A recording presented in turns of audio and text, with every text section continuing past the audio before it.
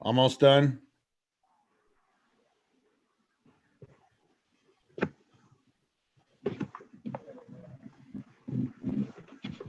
Ruth, do I look good? You look Yes, great. you look I love the tie. You've got it going. Tom, I'm gonna give you that. Josh looks really good. Josh looks, Josh, did you cut your hair? I got it cut before the I was going to say, who did you find? So we are streaming this meeting, so just for your amazement. Okay. Tom, you're hosting. Dr. Ryan, do you actually have a? I'm sorry, I lost you. Do I actually have what? You faded away, Rudy, in the middle Oh, of your look at that. sentence. That's nice. Oh, I think, he got dropped off? There he is.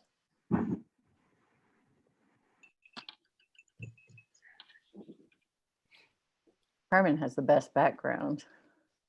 Yeah, my son taught me how to do that on the Zoom Excellent. call with him. Oh my. Okay. Well, hear me? This is Rudy. Oh, that's nice, Tom. Hi, Rudy. We can hear you. Okay, thank you. Dr. Ryan, do you have a full suit on? No, just up to the shorts. We don't ask what's on the bottom. We're not live yet, are we? Yes, We are. and recorded.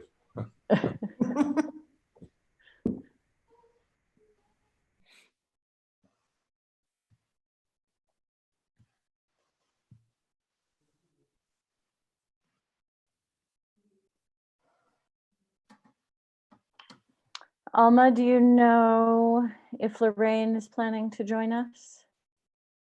Have you heard from her Hi, by any President chance? Noble. She said that she was going to be joining by phone. Okay. Hello. Hello. There's Dr. Garcia. Hey, how are you? Good. How are you? Okay, thank you. Well, we have 2 men in suits. Carmen with the sunset background. I need to figure out how to do that. You have to have a son. My son taught me how to do it. David Carl told me he could figure it out. Get That a young looks so person. neat. Yeah, I want a cool background like that.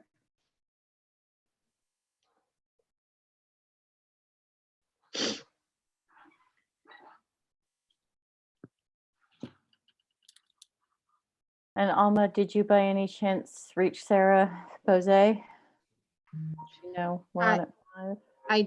I did, President Noble. She said that she was good to go. Okay, great. I texted her. So And Joe Beta said we're streaming now on YouTube.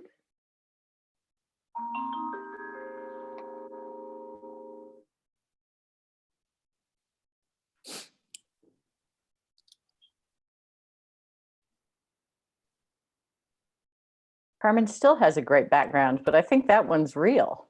It is real. You Oh, switched hanging. off, huh? You switched off? On Yeah. slide I took 14. off. Slide 14. I like the sunset. Well, I'll put it back on then. Is it that easy? Yeah.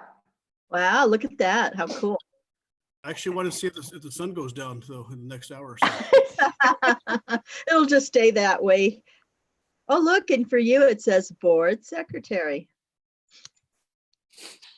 Yeah, and Rudy seems to be turning off and on his camera. Ooh, look, Dr. Ryan's in Sometimes- space. Mine sometimes gets a message saying that it's sort of a weak connection. And if I Yes. turn my camera off, it's better.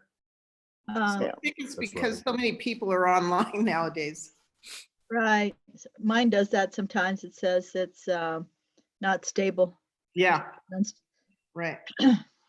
Dr. Garcia, on slide 14, right after it says the board and our superintendent announcements, we have that little montage or video of teachers doing work.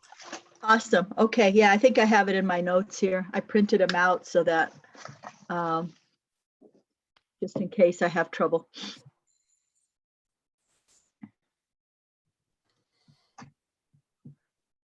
Yeah, we'll give it a couple minutes, see if we can get Vice President Price and Board Member Bose to join us.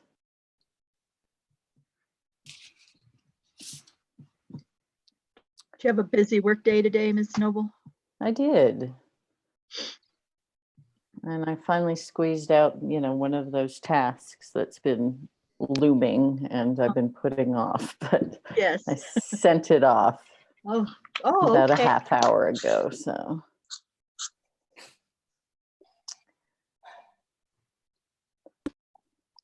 And I was thinking, Rudy and Carmen, if anybody else wants to lead in the pledge and the salute to the New Mexico flag and the acknowledgement of tribal land, I'm happy to do it, but I also think we should maybe do it in a more rotating way. It doesn't need to be me all the time. Everybody must be tired of my voice. Board President I Noble, nominate Rudy. Excellent. the city has a different councilperson doing each one of those. So the mayor will say, would you read the pledge?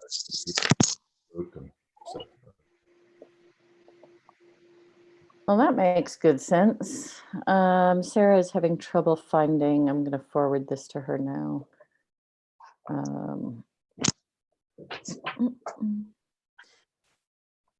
There she is. I'm here. Oh, she got it. Excellent. Sorry about that. No worries. Welcome. Okay. Actually, this is Rudy. If actually somebody else could do the pledge and everything else, I'll follow along, please. Okay.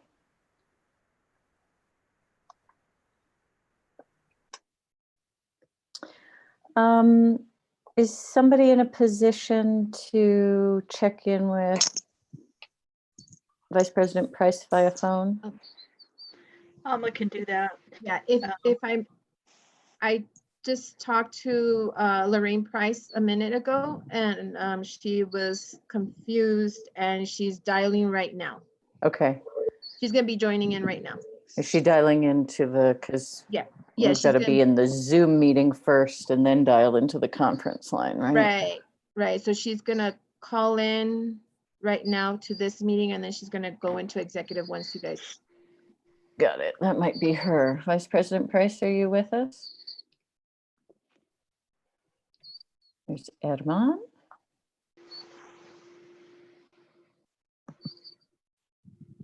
Well, it doesn't look that way. Let's go ahead and get started and hope that she joins us.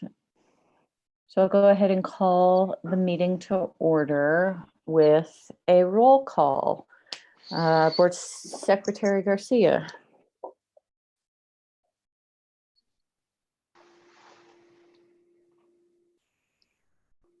Rudy, you still here? Can you unmute and acknowledge your presence verbally again? Here via webcast. Thank you. Dr. Gonzalez. Here. Board Member Bose. Here. Vice President Price. We expect to be joining us shortly. And my name is Kate Noble. I am the board president. I'm here. Now we move on to the Pledge of Allegiance and the salute to the New Mexico flag. Any of the board members want to lead in the Pledge of Allegiance in English and in Spanish?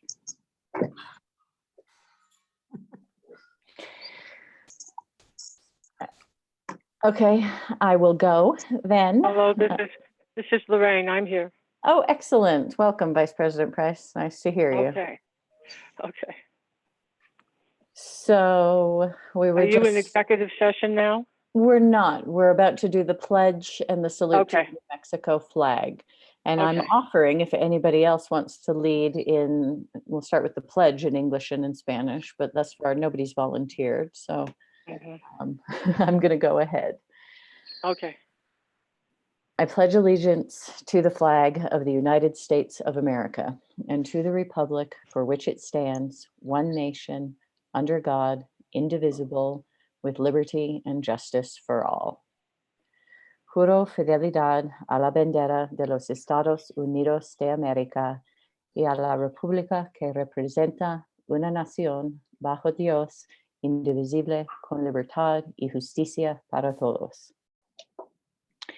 And the salute to the New Mexico flag. Anybody else want to lead on that? I can if you want. Sure, not a go board ahead, Dr. member. I'm not a Garcia. board member, but I could help. Please. I salute the flag of the state of New Mexico, the Zia symbol of perfect friendship among united cultures. Saludo la bandera del estado, de Nuevo México, el símbolo Zia de amistad perfecta entre culturas unidas. Wonderful, thank you. And do we have the acknowledgement of tribal land? Oh, I'm on the wrong screen. There we go. Anybody want to lead on that one? This Okay. is Sarah. I will. All right, please go ahead. We acknowledge the original people of the land, the Tesuque Pueblo people and other tribal nations, and ask them to walk with us today as we share and learn together. Wonderful. Thank you very much. Moving on to approval of the agenda. If there are no changes, we need a motion to approve the agenda. I move we approve the agenda. I second it. Carmen, this is Carmen.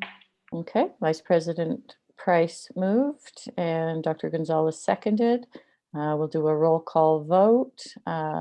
Board Member Bose, Yes. Dr. Gonzalez, Yes. Board Secretary Garcia, Yes. Vice President Price, Yes. and the President votes yes. Moving on to executive session. Secretary Garcia, I don't know if you have your script. I think you know it pretty well. Board President, members of the board, I'd like to take the Board of Education into executive session. As a motion. Okay. And Josh, do we need to do anything more than that? List out the, On the screen, maybe you could just read it. Yeah, I agree. okay. Secretary Garcia, are you happy to read the three items? item A is Well, not- actually, A and B. Item A is threatening or pending litigation according to Mexico statutes annotated.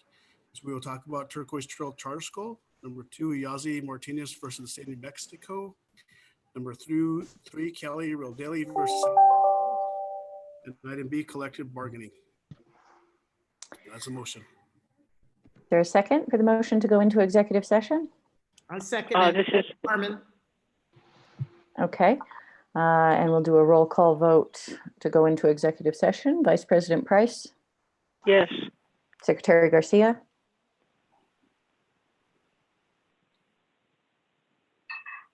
Yes.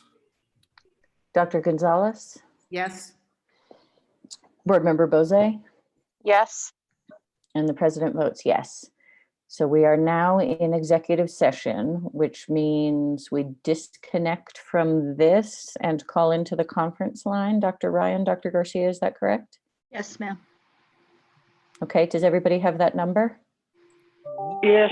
Yeah. I had some troubles. I had some troubles when I called into that number. It didn't accept my PIN number.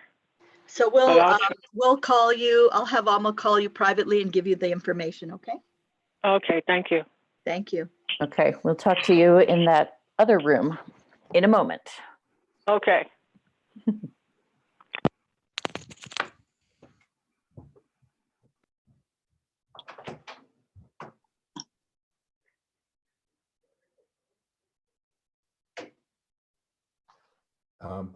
Board members should mute their and turn off their camera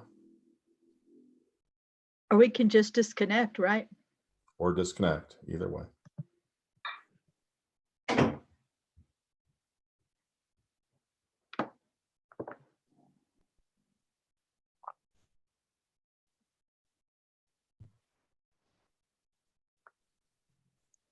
I'm not sure where to go to the executive meeting. Dr. Garcia should have sent a email with a conference call number? I'll look for it.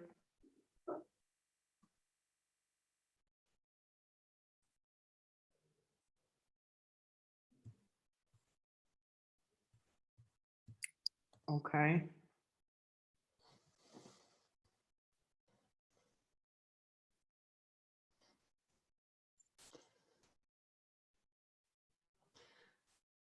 Hello, Art. Hello. We just moved to executive session.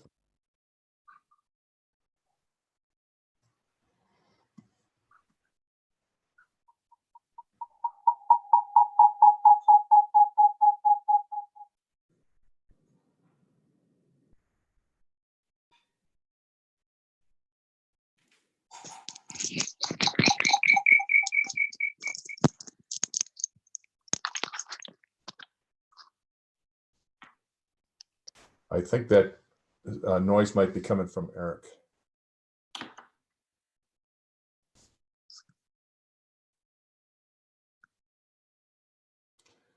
I am muted.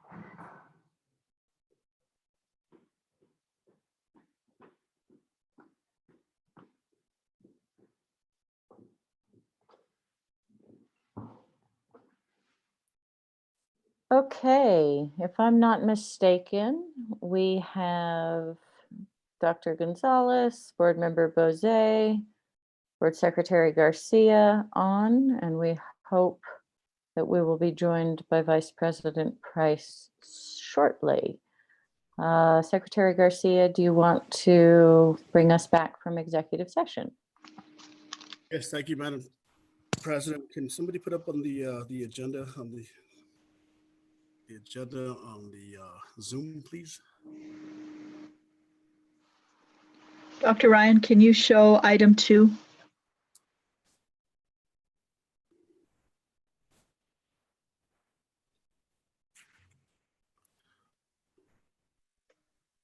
Thank you. There it is, Secretary. Madam President, board members, I'd like to take the Board of Education out of executive session where we talked about threatened or pending litigation.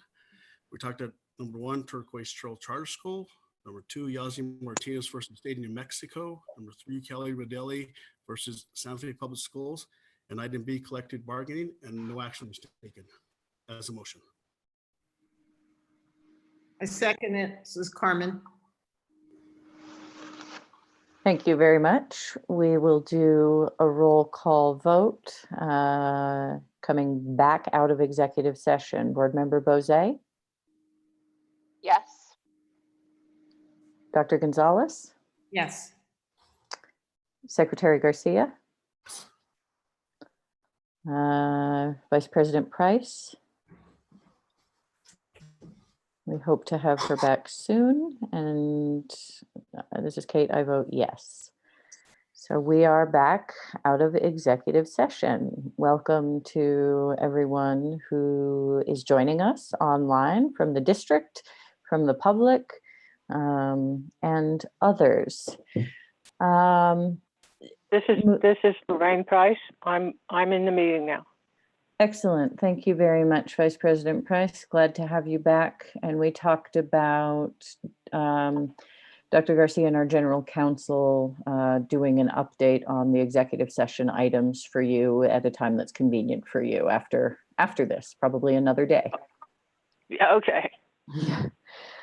Okay, so we're back from executive session and we are on to the introduction of the interpreter. Dr. Garcia. Thank you, Madam President, members of the board. If someone needs translation services, si alguien necesita que traducen esta reunión, pueden llamar a 701-802-5152. El número de acceso es 4277-9332. Y el doctor James Lujan va a estar listo para traducir para ustedes.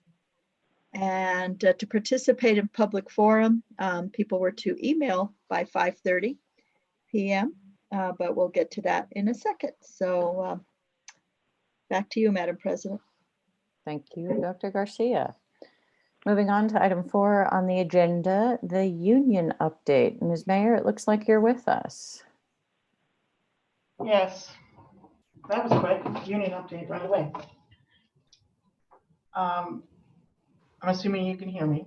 We can. Okay, great. So there's a couple of things I'd like to discuss. One is that Could you what? Could you come closer to the telephone? I'm actually on my computer. Okay. Can you hear me any better? That's better when you got that's closer. better. Okay, so NEA Santa Fe is having elections for our executive board, and our dues-paying members were sent a link to a survey by our communications director. So for all of our membership to please go and vote for the executive board.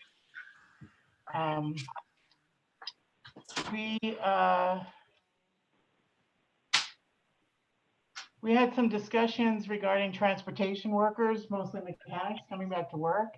Some of you received from some emails from me regarding it. It was resolved, and we have some mechanics coming back to do some work on our fleet and to make sure inspections of the vehicles are kept up. Our other employees in transportation are working online, taking some trainings or other classes for certifications online if they're needed for them. We've passed out over 1,500 packets of either art to go or curriculum to go packets from museums. Their art, STEM, science projects. The materials were distributed at all 7 sites, and now we're rotating again through the 7 sites. I want to thank a few people. Dr. Earl Wyman, who's from NEA New Mexico, he's been helping distribute and make copies for us. Jennifer St. Clair, who is a teacher, she has been helping and pass out materials. And John Morrison, who is a teacher and NEA Santa Fe's treasurer, executive board treasurer. He's been helping pass out materials as well. The packets are coming from the Georgia O'Keeffe Museum, Site Santa Fe, the Museum of International Folk Art, New Mexico Museum of Art, the Santa Fe Botanical Garden, Art Smart New Mexico, Vital Spaces, New Mexico Museum of New Mexico Office of Archaeological Studies, New Mexico History Museum. So we're really grateful to all those museums for helping out our students and families. And I have to tell you that they're very excited to get these packets. Kids literally squeal with excitement when they see something and they go, oh, yay, something from the folk art or something from Georgia O'Keeffe or a project to do. So their parents are also grateful. I want to give a big shout out to our educational support personnel, primarily our student nutrition workers. Thank you for your dedication to our students and your help in providing meals to them throughout this time, and will continue throughout the year. We can't express enough how much NEA Santa Fe appreciates you and all the work that you're doing. And all of the other employees of the Santa Fe Public Schools who are also handing out materials, our technology support, and all their efforts in that regard as well. So I want to thank those employees for all the work they're doing.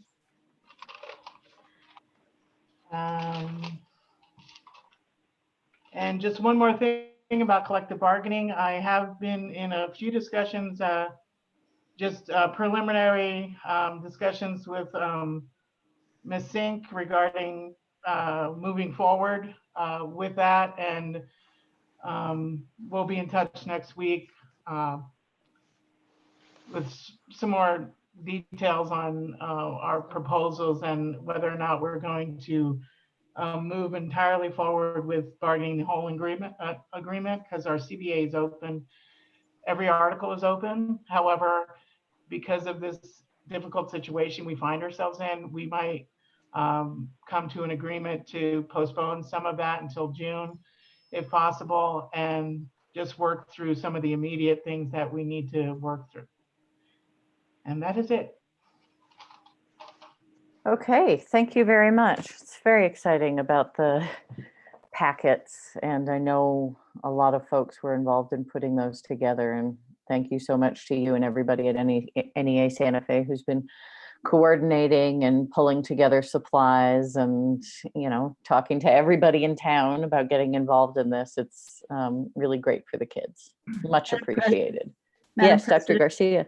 Yeah, I just want, members of the board, I just wanted to thank Ms. Mayer and NEA for problem solving with us and working through some of the bumps in the road as we have moved into our continuous learning program. So just thank you for collaborating with us. We appreciate it. Okay, Really quick, moving. Madam Yes, President. go ahead, Secretary Garcia. A couple of people have texted me and said that they can't watch it. I don't know what's happening. If they can't, just FYI. So they can't see it on YouTube or they can't connect online, do you know? No, I don't know, but I think that the people can watch it on YouTube, but they, Dr. Ryan Wright, but they can't really connect on the Zoom. Yes, you can connect via YouTube on this. That's the link on our website, and it's streamed out on YouTube. It is working on YouTube, Dr. G. Thank you, Yes, Mr. ma'am. Wade. And Joe, can you just tell us so Rudy can communicate the channel on YouTube? It's The name? the SFPS video. I know you guys Okay. can't see it there, but SFPS videos is what you're looking at for If on you're going to YouTube. search on YouTube. Yeah, and it has the SFPS logo on it. And the link should be on our homepage at sfps.info. Great. Thank Thank you. you. Okay, moving on to public forum. Dr. Garcia, David Carl, anybody signed up for public forum? Board President Noble, Superintendent Garcia, members of the board, no one has signed up for public forum today. Okay, thank you very much. Moving on to board announcements and follow-up. Item A, the NMSBA Scholarship Award Program. I know Vice President Price and Secretary Garcia are aware, but for Dr. Gonzalez and Board Member Bozé, we had a winner last year. One of the nominees, and this happens every year at this time, where the New Mexico School Boards Association solicits nominees for exceptional students for this scholarship. And we had a young woman who was really fantastic, who won a scholarship last year. So unfortunately, that makes us ineligible for the 2020 scholarship. I think we'll be eligible again next year, but when you have a previous year winner, we read the fine print, and it turns out we are not eligible to put anybody forward for the NMSBA scholarship this year. So that's And that. it's rare, and it's rare that we even get one. Yes. So last year, it was, probably a testimony to the strength of the student and who we nominated, that she did win the scholarship, because apparently Santa Fe doesn't win often. Mm-hmm. Okay, any other board announcements and follow-up? All right, we will move right along.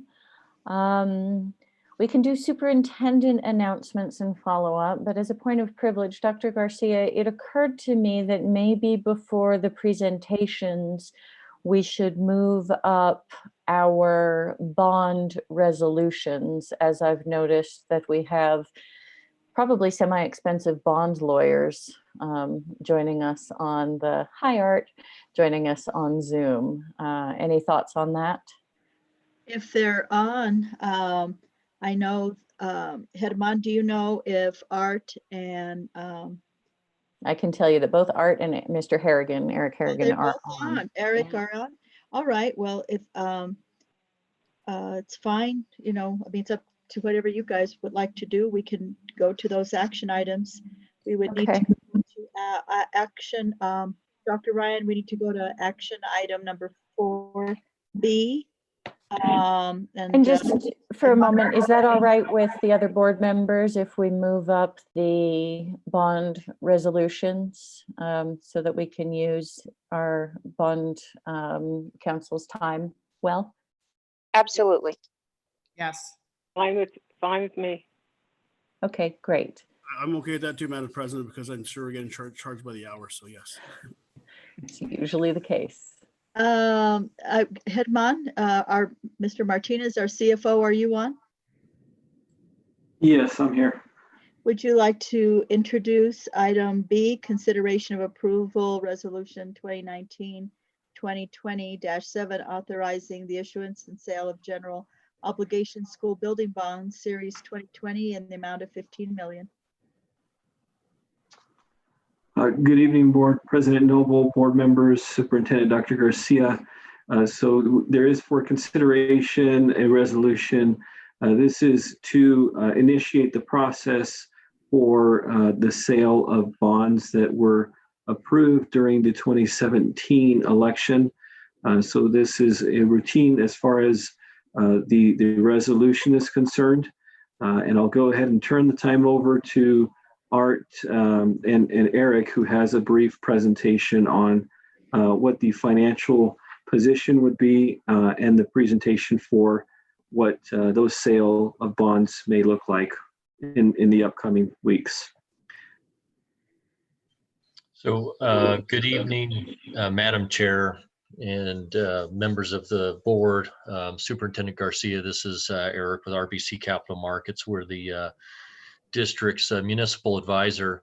I apologize, but my video, I can't seem to get my video to work. I believe there is a presentation that is provided to you. This presentation actually covers the two action items related to the bond sales. So I'll cover them both, and then you can take action on the resolution separately, and Art Melendres from the Modular Law Firm can provide some additional information. We have provided a history of the district's assessed valuation for 2019, which is the current tax year. We did see very strong growth in the district's AV of a little bit over 5%. And we expect to see another strong growth for the district for this upcoming tax year, as it is representative of property tax values for the prior year.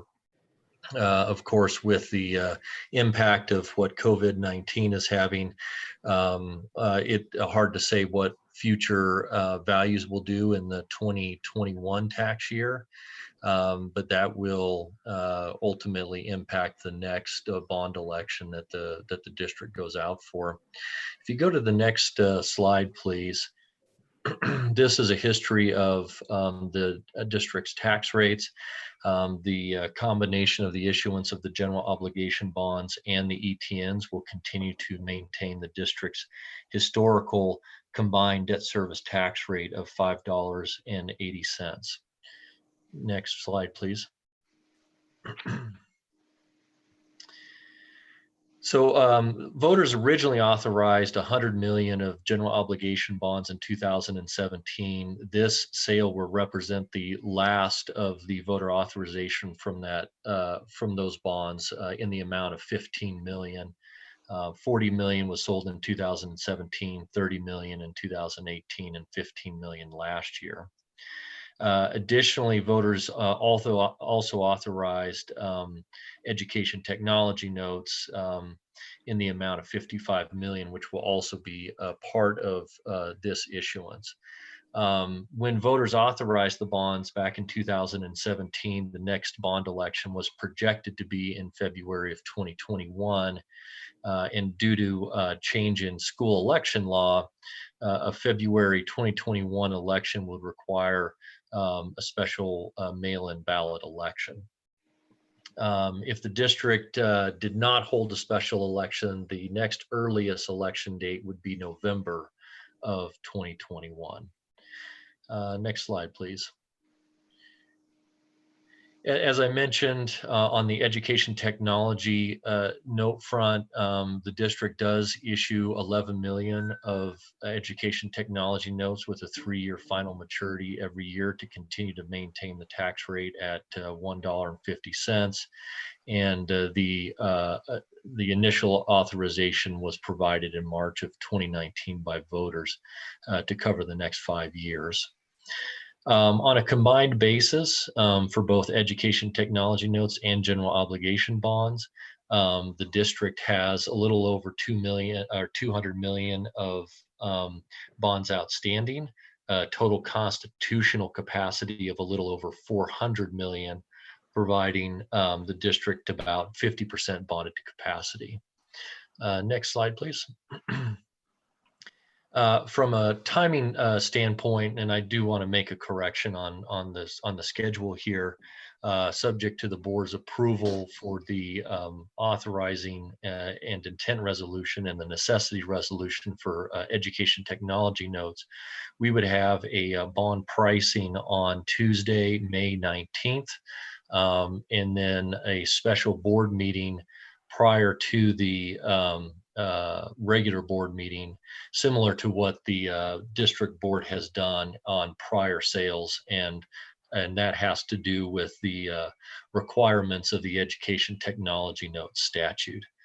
Bond closing would be scheduled for June, for early June, and that's when funds would be available for the district to begin to expend on the projects. If you go to the next slide, please. We have a couple of slides on the market update. I want to kind of just sort of provide a high level. Of course, you know, coronavirus and COVID-19 have impacted all parts of life, and the bond market has been no different. We saw significant impacts to the bond market early in March. However, because of the stimulus package that was passed by Congress, and also provides the Federal Reserve to give liquidity to the municipal bond market, the municipal bond markets have stabilized. Rates, after initially spiking, have come back down.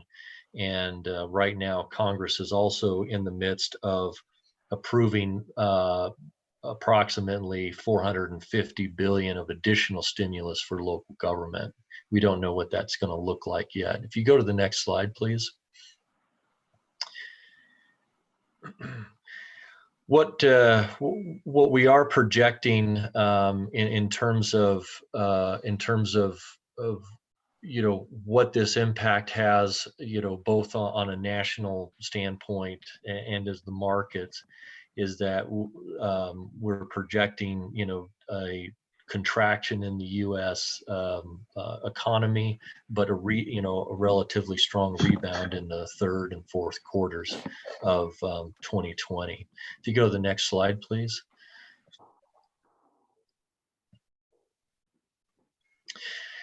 This kind of provides a sort of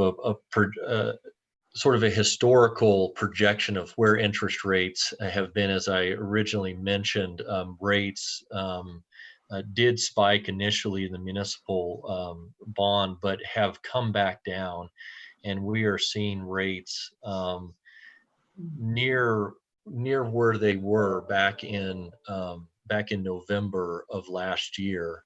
And if you go back in time, rates were not lower without the if you exclude the last few months. When you go back historically, rates have not been lower since back in late 2016. So interest rates still remain very attractive, even though we've seen some disruption in the market.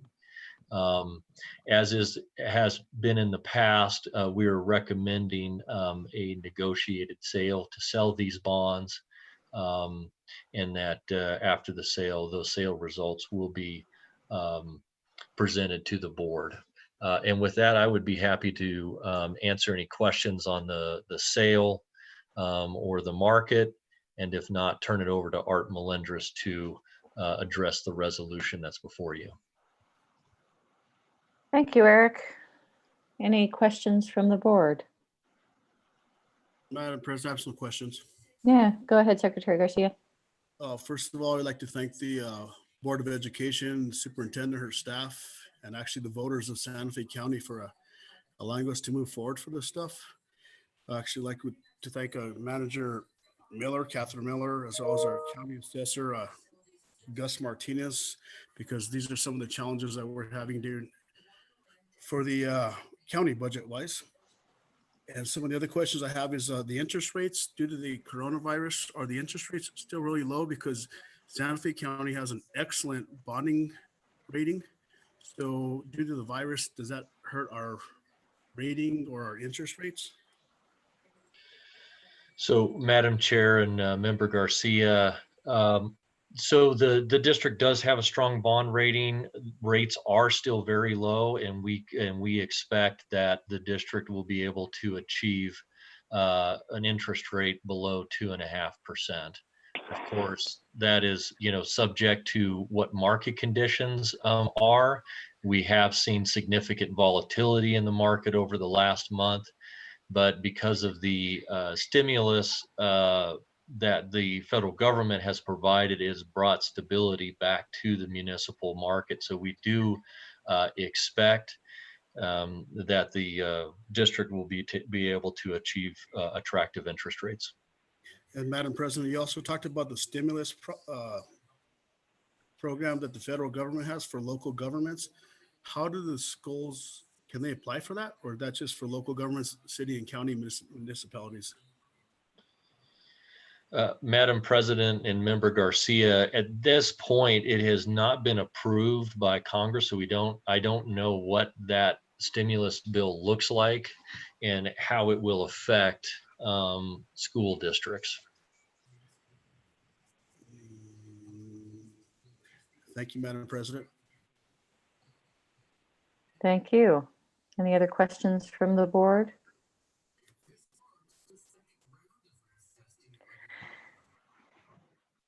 So we are selling the last tranche of the 2017 general obligation bond. This is what we're talking about.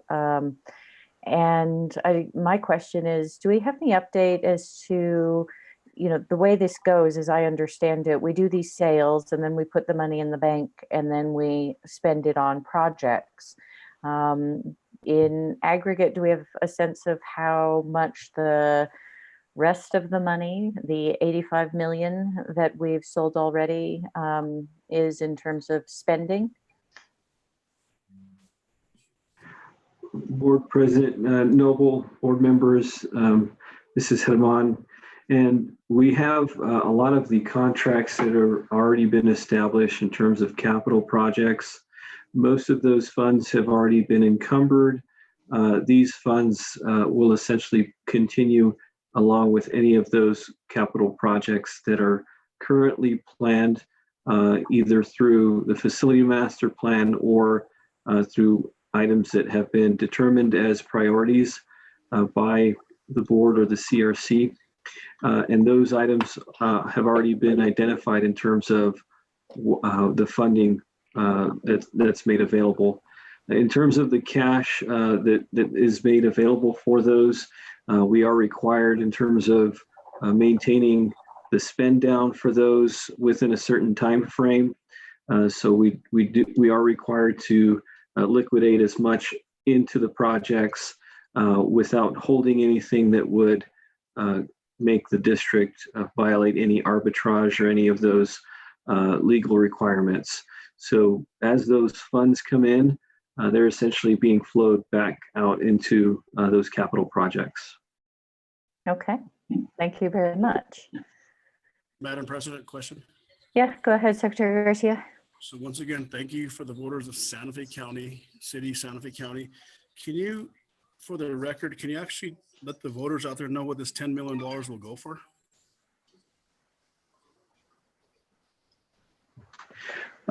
Board President Noble and Board Secretary Garcia, there's a lot of projects that are currently underway. I think if there's a need to provide a listing of all of those projects, I believe that may be something that the Christie's team from Chief Operations Officer could provide a little more clarity. I know there is some information that was provided through the contracts as far as projects that are directly tied to some of the current projects. So Santa Fe High is undergoing some remodeling, some renovations. We have projects across the district, not only Santa Fe High, but also Capitol High and a lot of the other sites as well in terms of capital projects.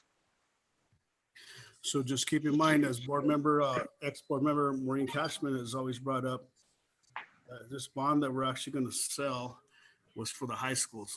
So our next initial bond, the Board of Education was going to look at middle school. So just FYI for the record. Thank you. Okay, any other questions from the board? Mr. Melendres, I think that means it's your turn.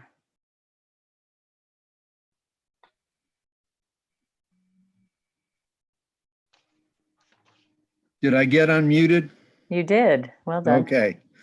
So the next step in the process is for the board to consider approval of a sale resolution and delegation of authority. And this is in accordance with state law. So what is going to happen if you approve is that we will give notice to the, essentially to the investment banking community that $15 million in bonds are going to be sold. As Eric explained, it will be pursuant to a negotiated sale. As an aside here, I want to let you know that there is a process that RBC and Herman have established to receive responses from qualified underwriters, and the underwriter with the best proposal, meaning the best interest rate and service to the school district, will be selected. And with that process ongoing, as Mr. Harrigan said, on May 19th, the board will be able to learn what the interest rate was and the effects of the sale. You are also being asked to delegate to the superintendent and Herman the authority to enter into a contract, or we call it a bond purchase agreement, with the underwriter. This is in no way meant to take anything away from the board, but in the world we live, we have to be nimble, and the legislature has given authority to the board to delegate and allow the superintendent to sign that contract. We collectively will then be back before the board to explain the sale.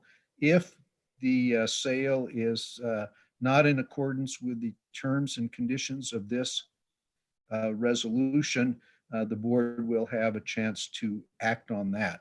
We expect, as Eric said, that all of the conditions will be met and that there will be a good sale.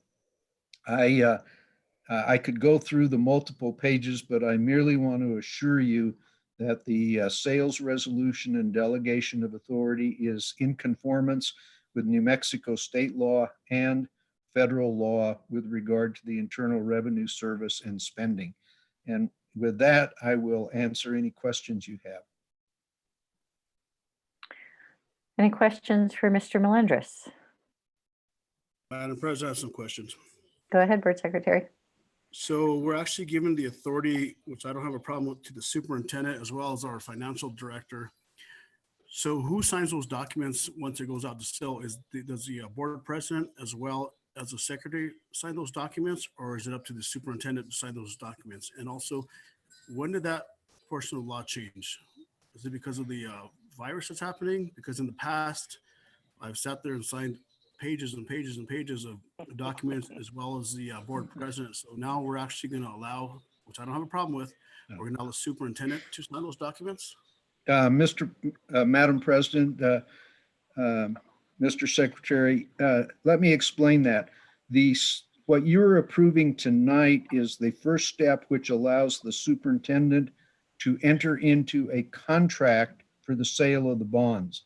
What happens after the sale is confirmed, we will go to the next step, which is to have a closing, if you will. Let me refer you sort of like to closing on a loan at the bank where you sign many, many papers.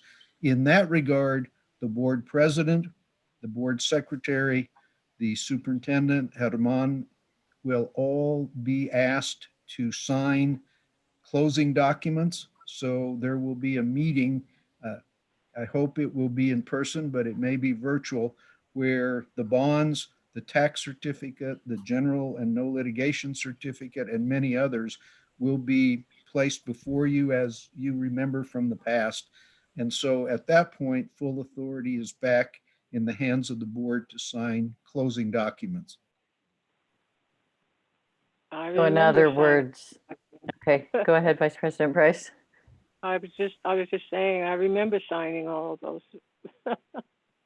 Many pages. To answer the last part of your question, the law was not changed as a result of the virus. What has happened, and this never happened at Santa Fe schools, but let me just say, there are some smaller districts around the state, and sometimes the boards are not as effective in holding their meetings timely. And if you sell bonds, the bond purchaser doesn't want to sit around knowing that there is a confirmation of the sale. And so the legislature said, in order to make sure that we get our bonds sold efficiently, we want to ask the board to delegate to the superintendent that first step, so that on the date of sale, the superintendent is able to let the bond purchaser, who's given the lowest interest rate, know that, yes, we're going forward, and the superintendent has authority to do that. Thank you. And also, when the sale of the bonds go out, it'll actually be a teleconference, kind of like the county does, as well as we've done in the past. Is that correct? I'll let Eric address that. So, Madam President and Secretary Garcia, so in this particular case, this is consistent with how the district has handled the last two sales. This is through a negotiated sale where the district hires a underwriting firm to individually place those bonds with investors. The underwriter is selected through a competitive process, through a request for qualifications. JP Morgan has served in that role in the past, as has RW Baird. Part of the reason for going to a negotiated sale for the last couple of years is due in part to the education technology notes. As some members may recall, when the district sold their first series of education technology notes, they only received one bid for those notes, and received a substantial number of bids for the general obligation bonds. And part of that is because of the title that's required. Since it doesn't say clearly on the title that these are general obligation bonds of the school district, investors just sort of automatically discount the sale of those bonds. An underwriter has been able to achieve the same pricing for the ETNs as the general obligation bonds through a negotiated sale. And even more so this year with the volatility that we are seeing in the municipal markets, having an underwriter and being able to have that flexibility to access the market when is the most advantageous is what we are recommending to the district, as we have in the past. And just really quick, Madam President, just for the record, we actually send this, for lack of a better term, this proposal out to 10 different bonding investors markets, correct? Not just to one of them. Madam President, Secretary Garcia, that is correct. So they get sent to about 12 different investment banking firms that have participated on either in competitive sales of the district or other negotiated sales throughout the state. And I believe last year we received a total of 6 bids from different investment banks. Thank you, Madam President. And just for the record, because Santa Fe County has the most ultimate AAA plus bonding rating in the state or in the country. So I just want to make sure that whenever we sell these bonds that we actually get a great interest rate. So thank you, Madam President. Okay, thank you. So we could work on a motion, if there are no other questions, for approval of resolution 2019-2020-7 for $15 million, authorizing the issuance and sale of general school obligation building bonds. Madam Chair, once again, for the record, thank you for the taxpayers that actually voted for this bond and this approval. And with that, I'd like to make a motion for approval. A second. Thank you very much. Secretary Garcia made a motion, Dr. Gonzalez seconded, and I also want to thank the voters for approving these bonds. And thank you very much, Mr. Harrigan and Mr. Melendres. That was actually, I don't know if I'm just getting more used to these presentations, but I think that was the clearest and best one ever. It made a huge amount of sense and was a lot of dense financial information in a short amount of time. Really appreciate a good presentation. So if there's no further discussion, we'll go for a roll call vote. Vice President Price, Yes. Secretary Garcia, Yes, of course. Thank you, voters. Yes. Dr. Gonzalez, Yes. Board Member Bozay, Yes. and the president votes yes. So you have unanimous approval on that resolution. Now, if we could move to the next one under item 9, letter C, consideration of approval for resolution 2019-2020-8, authorizing the issuance and lease purchase arrangement of educational technology note series 2020 in the amount of $11 million. Mr. Harrigan, are you taking the lead on this one, explaining it? I know we covered a decent amount in your presentation. Madam President and board members, since I already covered the mechanics of the sale and the ETNs through the presentation, if it's okay, I will just turn it over to Art Melendres to go over the necessity resolution. Okay. Yeah, Mr. Melendres. So what the district has done is made a important decision to support its technology master plan to provide up-to-date technology to its students and also to the administration to support that effort. And so what has happened is the voters were asked to approve a total of 55 million to be allocated over a number of years. And so the amount over 5 years was selected to be 11 million per year, which is what, working with the technology folks, they believe they can spend in a important, reasonable way. And so we are in the next step, which is to issue a resolution. The New Mexico statute says the board has to determine in its first step tonight that there is a necessity to acquire educational technology equipment. And so with the underpinnings provided by Mr. Ryan and the superintendent, we are confident that there is that need, and we are therefore going to ask the board to approve the resolution, which will be combined with the general obligation bonds so that they can be sold in the amount of $11 million. This statute has an interesting provision in it, which is that it is actually the board and not the superintendent. There is no delegation of authority under the educational technology statute. So we will come back before the board to approve the $11 million sale, and that will be on May 11th. I want to point out that the statute is viewed as an important step, a little bit different than general obligation bonds, but directed specifically to technology. And so the legislature said the board has to have a special meeting, not have the agenda item mixed in or buried in with a long agenda.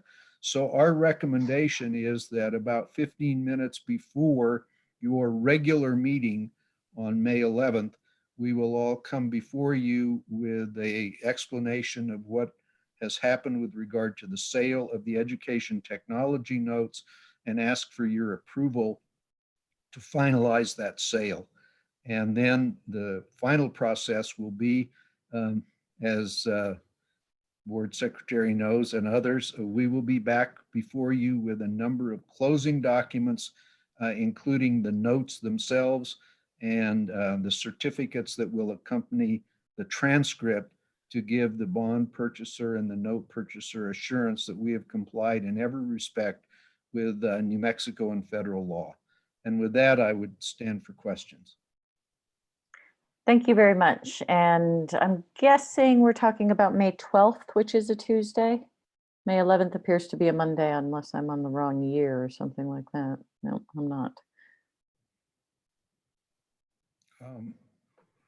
Eric, didn't we checked with Herman, and isn't there a regular meeting that got changed to May 19th?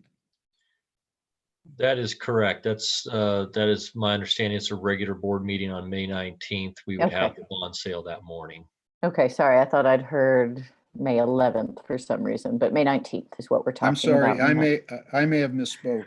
It's Okay. May 19th at just before your regular meeting, a few minutes before. And it will Got be it. designated as a special session. Okay, and we've done that in the past. Yes. Questions on this ETN resolution from the board? Madam President, questions or comments? Go ahead, Secretary Garcia. So this is a great example, once again, of the community, Board of Education, the superintendent, Mr. Ryan, and your staff as into how we passed this special election. And without this election, I've gotten several comments as into on Monday when we actually started our online education. The APS had just started theirs 3 weeks later. And, you know, once again, thanks to the staff, the voters, as into this is why we needed to pass it, because what is 94, 96% of our students are actually online getting educated. And once again, thanks to the staff, the board, and the voters of Santa Fe County for moving this forward. This is what it's about for the kids and the future of our community. And with that, I just have one more question, actually. So we're going forward for $11 million worth of bond sales. At any time, can we actually renegotiate the interest rate of that 11 million, that bond sale? Or is it, we're locked in when we go for that first sale? So, Madam President, Secretary Garcia, just so if I understand your question, can you adjust how much you sell at one time from the 11 million? Or so when the economy gets better, and let's just say we have a 2.5% interest rate on that $11 million, can we actually renegotiate with our bonding clients to go to 2%, 1.5%, or once we're stuck into that, let's assume it's 2.5%, we're stuck with that 2.5%?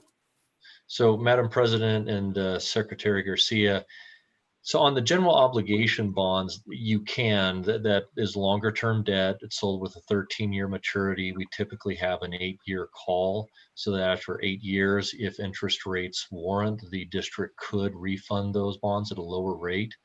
The education technology notes are very short. They're only 3 years, and they're not subject to redemption. If they were, they would come with a much higher interest rate.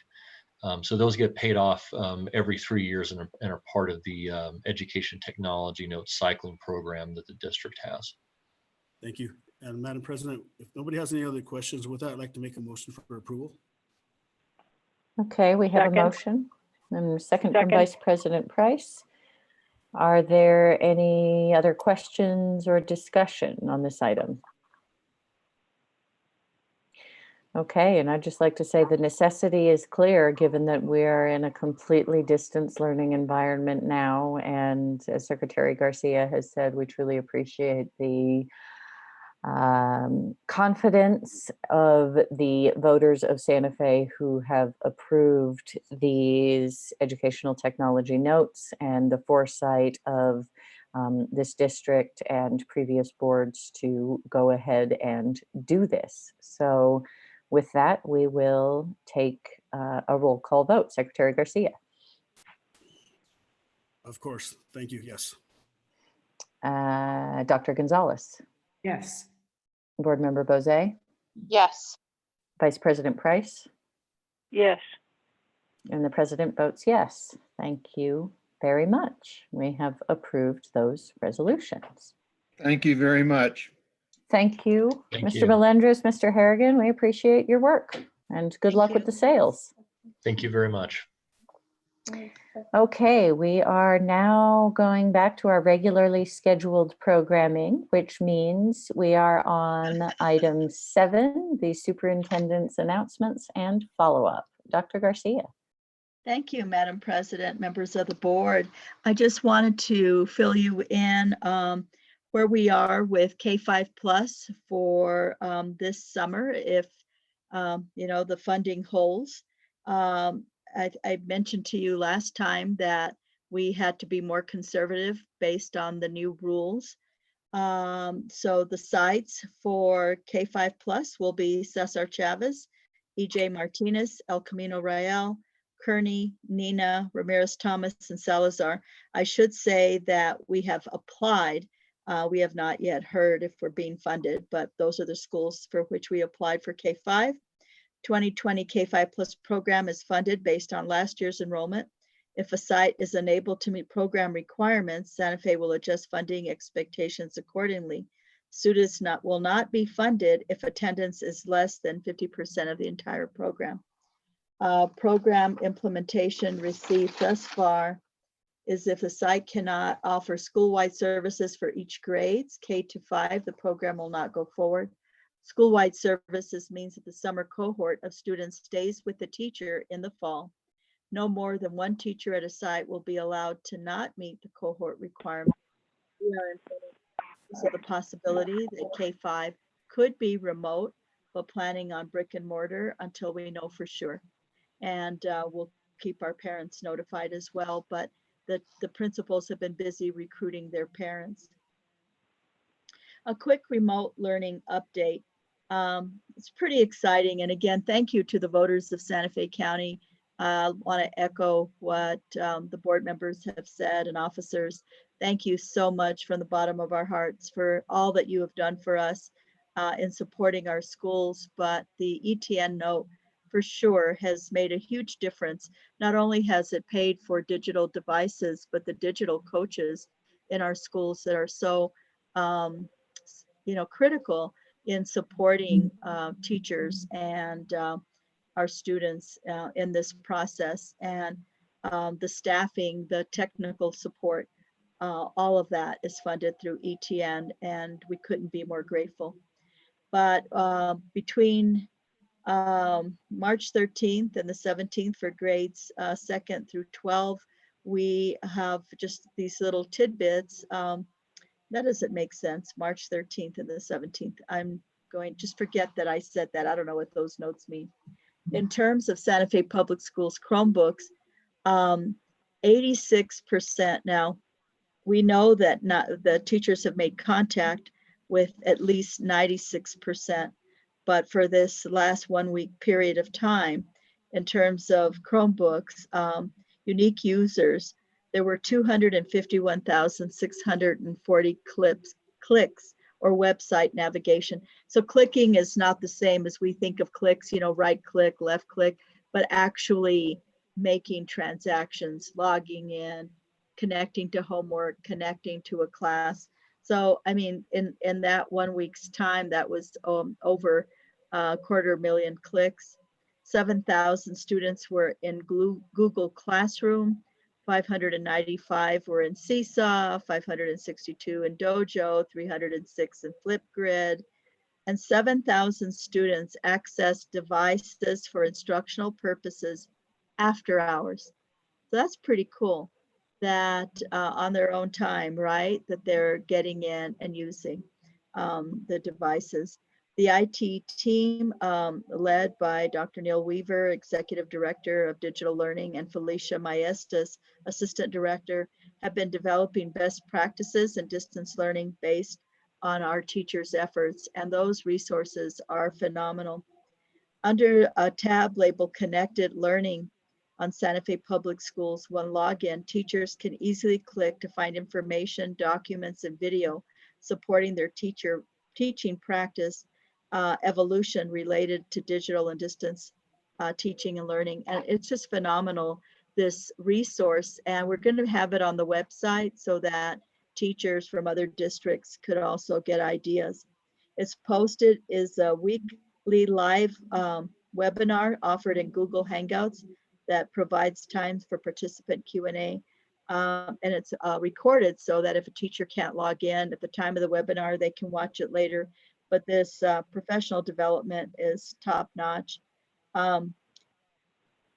And Dr. Ryan will now play a montage video that provides a glimpse into Santa Fe Public Schools connected learning best practices that teachers can access. And again, thank you, Dr. Weaver and Ms. Felicia Maestas.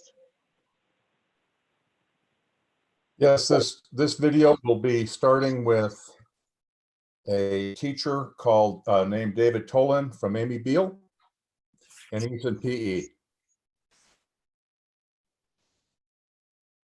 There's no sound at the very start.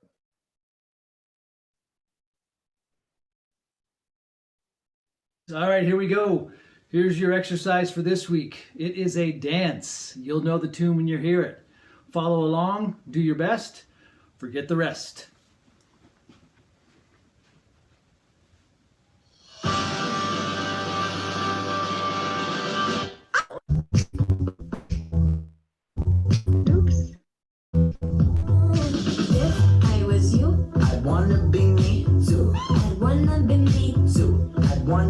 Double time.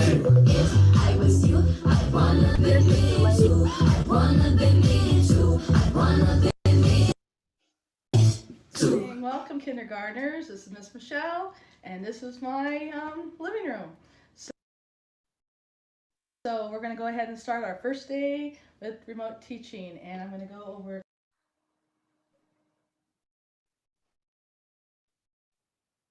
the vowels for right now. Okay, so here we go. This slide. So the title is The Wonky Donkey. Words by Craig Smith. Now that means Craig is the author. Illustrations by Katz Cowley. It means Katz drew these really awesome pictures that we're about to see. All right, you guys ready? Are you ready? Are you sitting quietly and waiting? All right, here we go. The Wonky Donkey. ¿Qué está pasando aquí? Ok, y este con este. Bueno, más o menos. Bueno, lo que nos ha salido aquí, ¿qué es? Un triángulo, ¿verdad? Pero un triángulo que es un poco especial, ¿sí? ¿Por qué es especial? Pues porque tiene tres ángulos que miden lo mismo y también tiene tres lados que miden lo mismo. These are some of my favorite words. One of my favorite words is chrysanthemum, because one of my favorite books is called Chrysanthemum. This problem is 346 and 286 thousandths plus 265 and 3/10, or 300 thousandths. So the numbers that have the blue circle around them are the whole numbers, and the ones with the red circle around them are the decimals. The Liberty Bell is an American symbol for freedom. It is in Philadelphia. It was made in 1755 for special events. So that's our short little montage of these are all Santa Fe teachers in the first week of teaching. This is what some of the activities the first week of teaching we're looking at.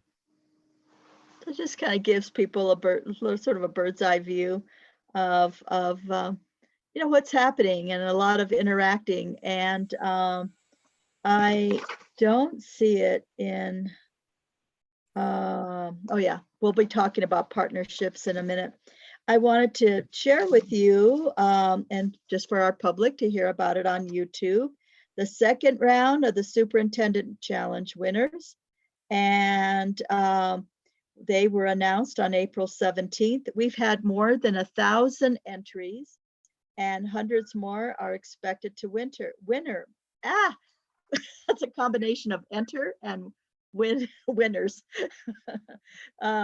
The winners are pre-K Clara Griffith from Nye. She submitted a sculpture using recycled materials. Kindergarten, Ren Miguel Sloan. Tasuke, also sculpture using recycled materials. First grade, Dylan Henry, Wood Gormley, he created a game. Second grade, Lexi Riley from Gonzales, she submitted a painting. Third grade, Rorick Prim, Carlos Gilbert submitted a sculpture using recycled materials. Fourth grade, Derek Montoya Roque at Atalaya, painting. Fifth grade, Bria Taylor, Acequia Madre, a model also using recycled materials. Sixth grade, Patrick Reister, Nava Freestyle, a stop motion video Lego. Seventh grade, Bodie Lewis, Mandela, he submitted a painting. Eighth grade, Hiomara Chacon, Nina Otero, she did a cake decoration in her freestyle entry. Gwen Muchmore, ninth grade, and I don't have the school there for some reason. Oh, I do. Eco, she created a book. 10th grade, Sierra Shanra Capital submitted a pencil drawing. 11th grade, Jose Alfredo Esquivel, Santa Fe High, he wrote an essay on overcoming adversity. And 12th grade, Rihanna Varela, Santa Fe High, submitted a sculpture. Congratulations to all of our second round winners. We were very impressed with all of them. Each of these students will take home $125. And then I'd like to just share, we know the social emotional is really very important. The academics are, but supporting our kids. And then a lot of them are getting pretty sad about not seeing their friends, right? Not only in classrooms, but their clubs and activities. So we have had a phased in approach to how we are adding more programming. So to give us an update on partnerships is our Deputy Superintendent, Ms. Christy Wagner. Could I ask a question first before you go on to that? I have some other questions. I have some questions too, Madam President, after Dr. Gonzalez is done. Madam President, Dr. Garcia, is there any possibility of seeing some of the winners? Like, I know some of them you can't show their projects, but some of them you could show us. Yeah, we'll do that next time. You bet. Thank you. Secretary Garcia. First of all, Dr. Gonzalez, that sunset hasn't gone down yet, so I don't know where you're at in the Bahamas, what's going on, but I really appreciate the sunset hasn't gone down. It was my old house. Well, the sunset hasn't gone down. Appreciate that. Very good. Just really quick, as Dr.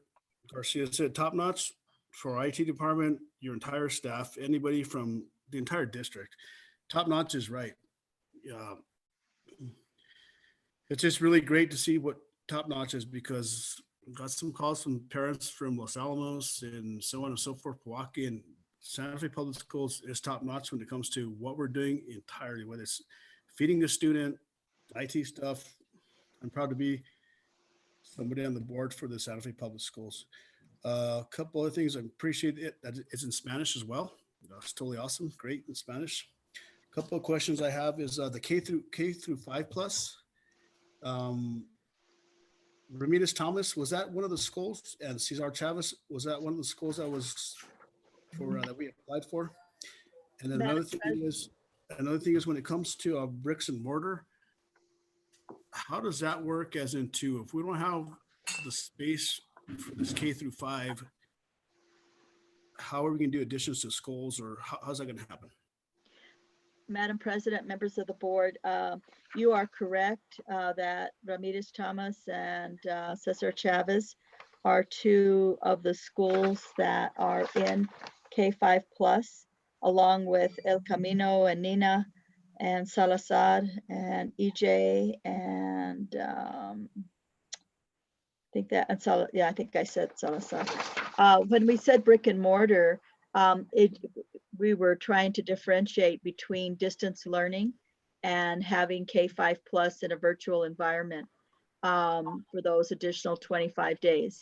So it's just adding those days in the summer. It's not going to require extra space. We just said brick and mortar to differentiate between being in a building or being in a virtual environment. Thank you. You bet. Ms. Wagner? Good evening, Board President Noble, board members, Superintendent Garcia. Dr. Garcia just asked me to report out on our partnerships and how we're reintroducing support services to the school district in addition to regular classroom instruction.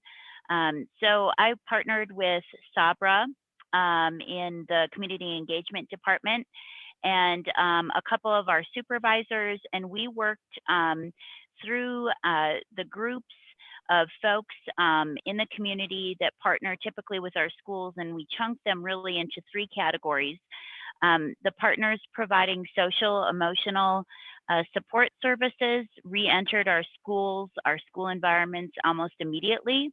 Through Sue O'Brien's office, student wellness, those partnerships were able to continue. Services have been provided, individual and family counseling, as well as connecting families in need has been going on more or less since the closure was announced. This past week, we worked to identify appropriate protocols for our partners who provide tutoring and academic support to our students. And so we released those protocols to our principals on Monday. And we expect that some of that reentry into our support programming has already begun. Our third set of community partners with whom we're working presently to re-enter into the school environment are those offering more enrichment, arts and music opportunities outside of regular school programming. And we're hoping specifically to partner with some of those folks for our extended year at various schools throughout the district. So examples of those partners might be ArtSmart, the Opera, NDI, etc. We feel pretty confident based on feedback from the schools that partners have been reintroduced in a manner that's manageable, it's not overwhelming instruction, and it's supplementing services to our students and families. They keep coming to us, and we just wanted to do it in a coordinated way to not overwhelm our teachers and our principals as we were slowly getting our footing, but now we're at a place where we can add on. And we even heard from, through Opportunity Santa Fe, that Math Amigos wanted to provide professional development, so Linda will be working with them. And so the various partners that continue to reach out, we're doing our best to integrate them in now at this particular place. And that doesn't count the partnerships with, you know, like the county and the city. We're talking about nonprofits that have connected with us to provide services. And then I have two last announcements. If I'll stop here to see if anybody has any questions. I know that we had talked, Board President Noble, about perhaps being able to hire somebody to do that for us, but given where we were in the year and the bureaucracy and taking care of it and getting to know the district, it made the most sense for where we were right now for Ms. Wagner to manage that for us. So we'll see where we are with the budget as we move forward. Well, that's great. And it's always wonderful if we can do it in-house. And it's wonderful to hear and appreciate all that work. As this goes on, Dr. Garcia, I want to thank you for troubleshooting some of the specific student and parent issues that have come your way. And it's been sort of an interesting thing that I just want to reflect on for a moment as the distance learning has sort of taken root. I think that we've started to see more of the individual issues come up.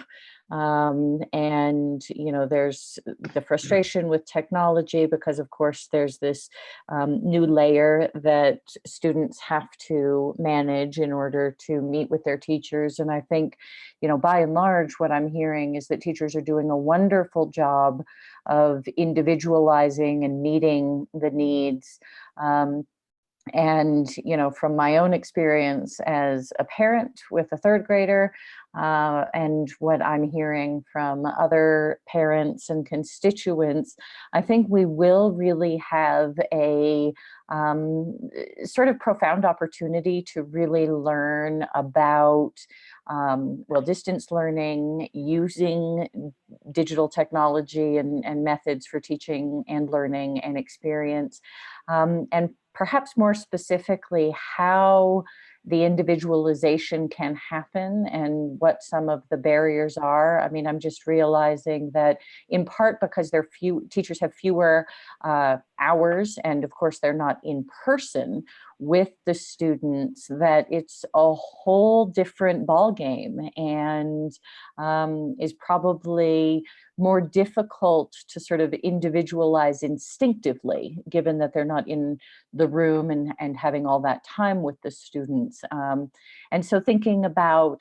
what we learn, how we know, it's occurred to me that teachers almost need to become case managers, and that families, my big call to action has been that families need to engage more actively and with more intentional and specific communication than ever before, and even potentially propose ways that it will work for their students better, and have those active conversations. So I just think this is such an incredible opportunity for us to learn about education and how to deliver it in new and different ways, and evolve potentially even, how teaching happens and what we ask of families and parents around engagement and communication about what's working for the kids in their lives.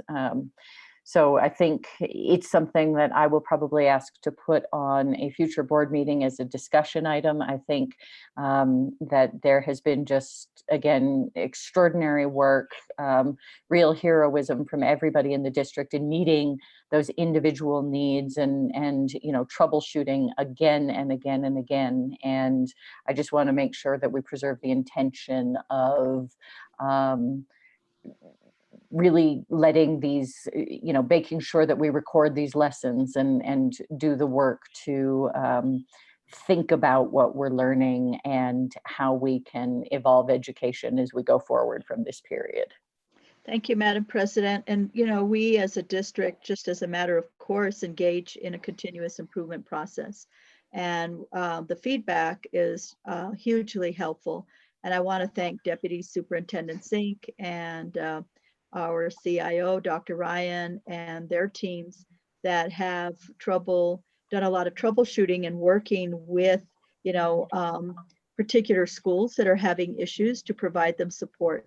But I do have to say that I expected a lot more problems, and it has just been phenomenal of how well it has gone. And I think it's a testament to the training that the teams put into the planning and supporting our teachers. And then our teachers are just so creative and committed, and it's just been what a cute little doggy. But Board Secretary Garcia was saying that I'm just so proud of being associated with this district, and the board supporting us to do this work. We can't thank you enough also for your support and for feeding us information when you hear that there are problems. I think it's a partnership, right, in trying to make everything better. Second to the last update. Madam President, really quick. Go ahead, Secretary Garcia. Thank you for all the volunteers. Math Amigos, committees and schools. Thank you for Neil, forget his last name, I apologize, for actually helping me out. So I have some teachers in Neil Weaver. In the La Cienega Valley there who actually, the hotspots aren't really working because in the Valley of La Cienega, Madrid, Cerrillos, there's not really good cell service. Right. So, but they've been working with us really well. So with me really well, I appreciate that. Thank you to the teachers once again, because now I think parents realize how important teachers are, because now parents have to stay with their kids all day long and do what they got to do. It's in the past, it's like teachers, we drop our kids off, educate them, feed them, and then we'll pick them up at 3:30, right? So I think I get a lot of calls from parents saying, wow, I never realized how important my teacher is. Right. And so one of the things I'd like to know, like the special needs individuals, what are we doing for them? For who? Special Madam needs, President? the special needs individuals. Thank you, Madam President, members of the board, Secretary Garcia. We have to provide special education programming for our students. Some students are getting therapy online, like a telehealth model. Our executive director of special education, Julie Garcia. Thank you, Julie. Julie Garcia, what's wrong with me? Help me, Linda. Why can't I think Lucero. of Lucero? Why did I come up with Garcia? I think I'm thinking of Palms and Associates. That's your name. Julie Lucero has done a tremendous job for us and her team and the program support specialists at each school. They've made contacts with each family individually to help support our families, and it's really been quite phenomenal in working with them and their teachers, trying to do their best to meet their needs. Where we're not able to, we will need to provide compensatory education when we go back in order again. Back in session. What's compensatory education?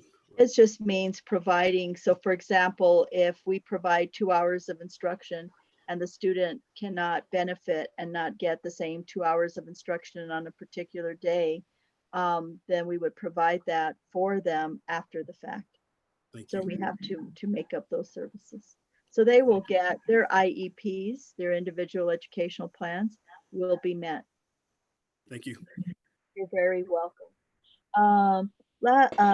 Any other, sorry, I just want to check in to see if Vice President Price, Board Member Bose, or Dr. Gonzalez wanted to ask any questions or make any comments on this. I imagine that if the special ed needs are being met, the 504s are also? Yes, ma'am. Okay, thank you. And one other thing I'd just say, that was and Dr. Gonzalez wants to speak, but I'd love that video to share on social media. It's really wonderful. So really quick, sorry, Dr. Gonzalez, but what does 504 mean? Section 504 of the Rehabilitation Act, where you have to make that these might be students who do not qualify for special education, but need an accommodation. Might be a health issue, it could be a behavioral issue, something that does not, we have to provide 504 accommodations even for adults. It's under the Rehabilitation Act, and it's making some sort of an accommodation for a student. And so, yes, we do have to comply with that as well. Thank you, sorry, Dr. Gonzalez. Dr. Gonzalez, thanks for your patience. Thank you, President Noble, Secretary Garcia, and Dr. Garcia. I'm just really impressed with what the district has done. And I know a little bit about technology and distance ed, and I am absolutely impressed. And I've talked to a number of different parents to find out what they feel, how they feel about the whole thing. And all of them are very impressed with what's happening. And I mean, there's not too much, they don't stay online too long, but they've given an assignment and then they go off and do it. And they like it because they get to see their classmates, and you know, it's kind of sad for them not to be able to be around their friends and all, but this has allowed them to at least see their friends. And so I'm really impressed with what you all have done. Thank you so much. I think it's also given parents a little more of an insight of what happens, you know, in a classroom. It's different, but it just gives them a little bit of an insight. I think they appreciate teachers a whole lot more now. I've heard that a lot. This is Vice President Price. Go ahead. I want to echo what I've heard from several school board members, and that is that teachers have been getting a bad rap for a number of years. And I think now parents are understanding how valuable teachers are. And maybe the respect will start growing again for teachers. That would be awesome, wouldn't it? I think it's very clear, and hallelujah, that is so right. Board Member Bozé. Madam President, Dr. Garcia, members of the board, I just had a couple quick notes that I wanted to mention, and Dr. Gonzalez mentioned the idea of being able to see some of the student projects, and that was actually something that I wondered about when we got the email of the winners. It would be awesome if there was a way to display the winners on the website. We could share those. I would love to be able to see them and share them and inspire my children with what other kids are doing in the district. So give them a little bit more recognition if possible. So that's my curiosity, just wanting to see. We can do that, and I'll work with David Carl on that. Yeah, that would be awesome. And then again, just to echo, thank you to everyone. I have received 0 complaints from anyone since the distance learning has started. And it's so incredible. I'm watching my 3 kids do it every day, and it's not the same, but they're happy and they're enjoying it. And their teachers are doing an amazing, phenomenal job at communicating, as are the principals. So just rave reviews all around, and so much gratitude for all the work that's gone into it. Thank you, and I'll make sure, to pass that on to our teachers. They are just amazing. Yeah, at every level. Like I said, I'm just so proud to be associated with this district. Thank you for your input and your comments. One other item I wanted to mention, and maybe I even meant to do it under board updates, but in the grand tradition of something I learned from Maureen Cashman, and she often did it around the holidays, and I appreciate Alma helping me get the listservs for each of the schools I represent, but I sent a little note of thanks to the staff at all of the schools that I represent. And again, it was something that former board member Maureen Cashman often did around the holidays, and I decided to do it around this time. And just wanted to mention that for any other board members who wanted to do that, because I think it was a nice thing for the staff to receive. But personally, I can also say that the notes I got back, sharing anecdotes and appreciation and just recognition, really just made my world. So I'm sure that Alma could help anybody get the listserv for the schools that you represent, and it was a really wonderful exercise for me. So sorry, Dr. Garcia, you have one more announcement. I have 2 more. Okay. Yes, or maybe 3. I'm trying to make them short. Sports and activities accolades. The Santa Fe High wrestling team finished 7th overall at the state tournament. I guess this is where they were at and how they, I don't know exactly how they categorized it, because I know they didn't have a tournament recently. But Adam Pena was a state champ in the 120-pound division, and Miguel Padilla, a state champ in the 126-pound division. Santa Fe High student Sophia Snyder finished 7th place in her event at the state swim meet. Santa Fe High School chess team finished 3rd place overall in the state tournament. Santa Fe High and Capitol High's boys basketball team tied for 1st in regular season play.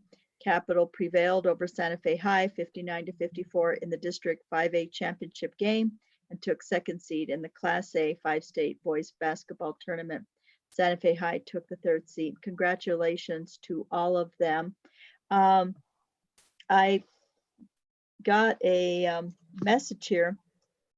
We had our virtual budget workshops, and Ms. Sink's team and Edmond Martinez and all the supervisors worked with the principals and their staffs today, and they had virtual budget workshops, and they were in various Zoom rooms, and it was very successful, and very proud of all the work that everyone did to make that a tremendous success.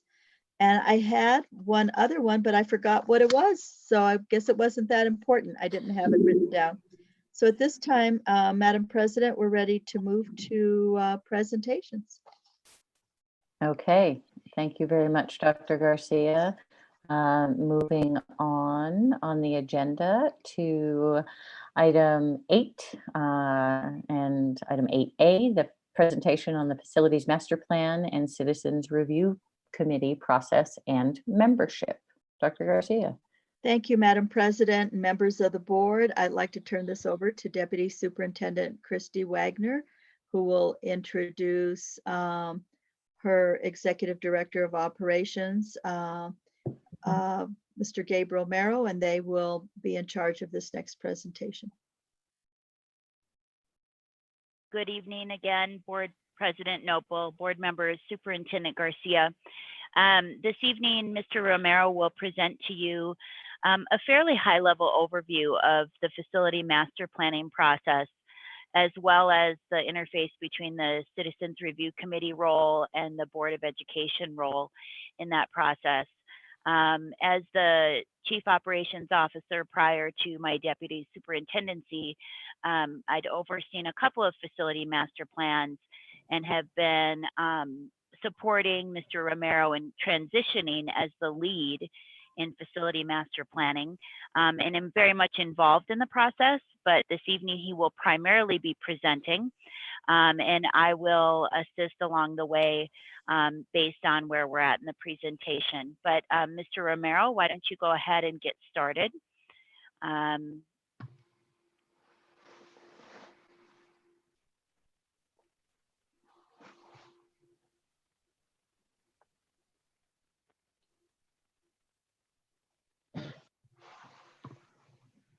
Thank you. I want to also thank the board President Noble, board members, superintendent for allowing us to give this presentation. I hope my audio is coming through clear. I was having a little bit of trouble hearing Christy earlier. Am I coming through okay? You are, thank you. Is that a no? Am I being heard? You're coming through. I don't know if you can hear me. We hear you loud and clear. Yes, I do as well. Thank Are you able to hear me? Yes, Gabe, thank you. Yes.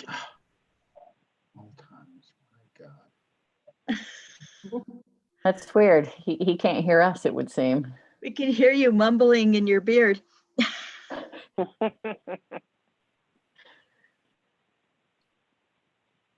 Gabe, are you still there?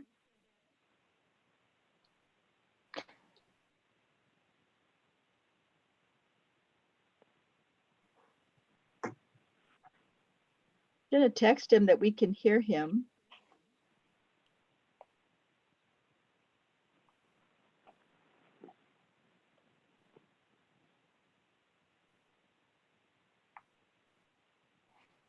Dr. Garcia, I might suggest we move to Linda Sink's presentation, and I'll get with Gabe and see if we can get him set up. Okay, is that fine with the board president and the board members? It's fine with me if there are no objections from the board. Okay.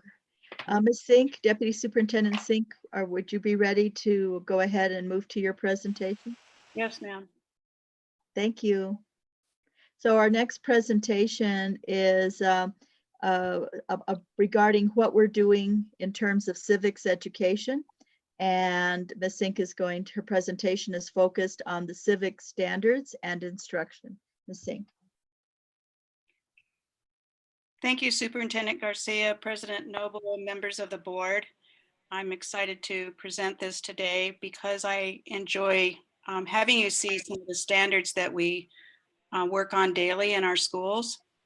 And I don't know if Tom is going to move the presentation along. He will. Do you want the next slide? Tom, can you advance the slide, please? He may have gone on to help Gabe. Oh, great. There we go. Well, I'm going to generally talk to you. I don't want to read all this to you, but I'll talk to you about it. So these are the social studies standards, and within the social studies standards, we're going to talk about the civics and government particular standards, and they are really in grade bands in K4 standards, the 5.8 and the 9.12 standards. There's 4 content areas, we call them strands, but usually content areas. There's history, geography, civics and government, and economics. And we're going to focus on civics and content. And what this generally means is students understand the ideals, rights, and responsibility of citizenship and understand the content and history of the founding documents of the United States, with emphasis on the Constitution and how governments function. The 4 benchmarks, and basically benchmarks are expectations with the corresponding standards of civics and government. And I think, just so you know, that Ms. Price is just on the phone. I don't think she's seen this, so it's okay for you to be, elaborate a little bit more. All right. I understand benchmarks and, Yeah, you just can't see the PowerPoint. So for example, she didn't read Yes. that the governments are covered local, state, tribal, and at the national level. Because I know this Okay. was an issue that you had of what is Yes. being taught. Thank you, Dr. Garcia and Ms. Price, Board Member Price. So at any rate, the benchmarks are the following. There's the purpose, concept, and structures and functions of the local tribal, state, and federal governments. There's the symbols, icons, and leaders that provide continuity and community, the philosophical underpinnings of the purpose of state and federal governments, and last, the good citizenship roles, rights, and responsibilities. The next slide.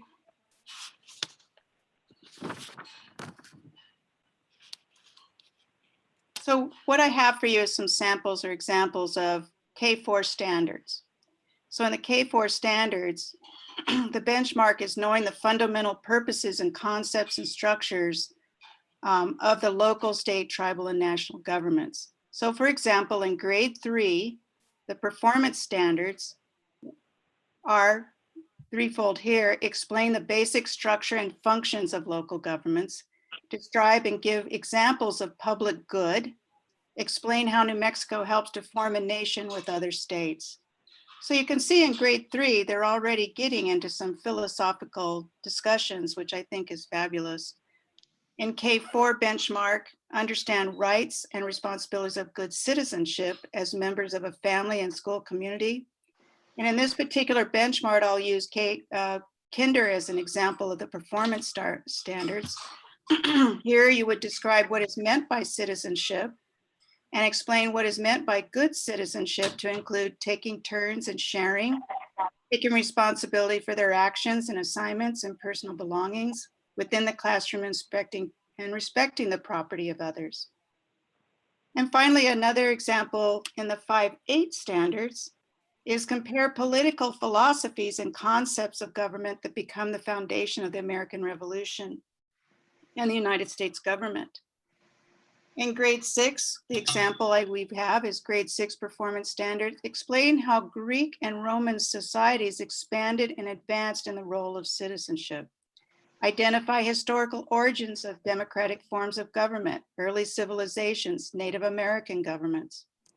And lastly, I'll just remind everyone that we do have a government required high school course for graduation that many of you probably already know about that. I have a slide for standards, questions, but I just wanted to let you know that I had asked our social studies coordinator to maybe develop a few lessons, especially for K-8 during this time of online learning. Teachers have been using a lot of our materials, but sometimes we come across ideas, and just hearing this idea from Board Member Price, I decided to ask Erica Wheeler, who's our coordinator, if she would design some lessons. So after your questions, perhaps I could just give you an example of a lesson that she provided. It's really fun. Mm-hmm. Any questions at this point? No. Madam President, I have a couple of just comments. Thank Go you ahead, Secretary Garcia. Thank you for Board Member Price bringing this forward, because I feel that today's virus that we're going through, here's my little dog. Yeah. Today's virus that we're going through, I think the American individuals were spoiled, and we're actually realizing now how spoiled we are. And once again, thank you, Board Member Price, for bringing this forward. One thing is respect and respect of others' properties. That's very important because these days it's all about respect. And so thank you, Vice President Price, for bringing this forward. Here's my little dog. Say hi, little dog. Say hi. Thank you, Madam President. Thank you. Any other questions, comments?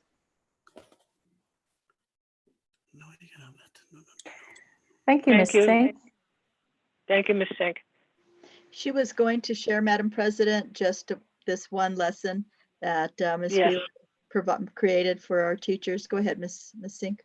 She's going to be sending these out actually tomorrow. And it's all around this whole idea, and Secretary Garcia alluded to it, is what is freedom today and how do we look at freedom? And you have a lot of people protesting, for instance, their right for freedom to go back to work, etc. So there's lots of issues out there right now that is perfect time for kids to talk about this. The unit title that she has for 5 days lesson is called Blessings of Liberty and General Welfare. It's for lessons that she built K-8 under this title. And the essential question is, how can you be a good citizen and protect your individual liberty? And so she of course, wrote down all the standards, but I'll just go right to the experiences the kids would have. In kindergarten, her question is, why do you pick up garbage on the playground? And students will be able to explain what a community is and how citizens act in their communities. Why do you cover your nose and mouth when you sneeze or cough? Students will be able to describe how to keep from spreading germs and how that makes good citizens. In second grade, why is your school called a public school? Students will be able to explain what public services are and how they help people. In third grade example, why do you wear a mask when you go to the grocery store? Students are able to explain that COVID-19 is a virus, that it's new to people, which means there are no vaccines or treatments. This can send them into lots of conversation that will be fun. In fourth grade, why are you allowed to compliment your classmates, but you're not allowed to insult them? Students will be able to identify that free speech is a right, and this right includes the responsibility to not harm others. And you hear kids talking about free speech all the time. Another example in seventh grade, why do your parents pay taxes and vote in elections? And they'll be able to explain that the United States education is the rule book for the nation and make the connection between the US Constitution and the rights and obligations of citizens. So I just wanted to share with you just some of the work that she's doing and sending out for people to even do now, which just seems so timely to me. Thought you might enjoy that. Thank you. Thank you. Thank you. Madam President, really on that note, I saw a movie the other night. It was about an African-American lady that actually created a hair product back in the days. And she actually went with her sons to a library and she borrowed a book. Vice President Price could probably allude to this as into she walked out with a book and her son said, "You took that book, Mom." And they said, "You know what?" She said, "I pay taxes. I do pay taxes. You know, I pay taxes for his entire library, the staff, and all the books that are here. So I paid for the book, son." So I just get the chills because that's kind of, it's pretty cool. Yes, and that movie is a wonderful movie. She was the first Black woman to become a multimillionaire. Yes. And also in terms of the library, if you've seen Hidden Figures, they wouldn't let her check books out of the library because she was Black. And she was one of the ones who worked for NASA. She's the one who died recently. And she took the book. Right, but she pays taxes. Like she said, I pay taxes. That's right. So I pay for this. You're right. Thank you. Thank you. Thank you. Thank you, Ms. Singh. Yes. Madam President, would we try now to go back to A? Let's do it. All right. Mr. God, what is wrong with me? I can't think of anybody's name. Mr. Romero. Mr. Romero, Dave Romero, the distinguished looking man. I'm going to try this without the audio, without the video, in case that was giving me some problems earlier, but so if that's okay with you. Again, thank you, board president, members, and superintendent, for the opportunity to present this evening. There is a lot going on out in the district in regards to the construction and planning for future GO bond allocations. One of those is the facility master plan. It's a new process for a lot of us, myself included. And I know with some new board members coming on board that this is a new process for all of us. So we want to take an opportunity to talk about the process and some of the expectations and some of the directions that we'll be looking at going with this process. So in looking at the agenda for this presentation, we'll give an overview of the facility master plan and the board's role in citizens review committee roles, and also a progress report where we're at right now. And then we'll talk about the citizens review committee membership.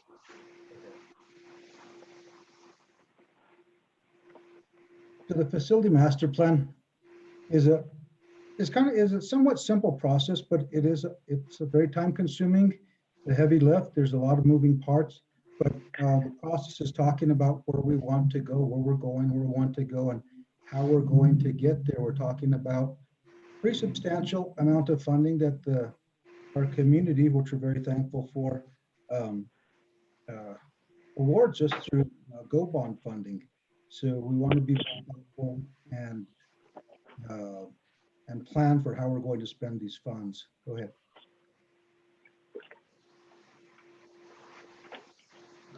Keep going, Mr. Romero. The FMP will do a few things. It'll go through and describe the state of our facilities.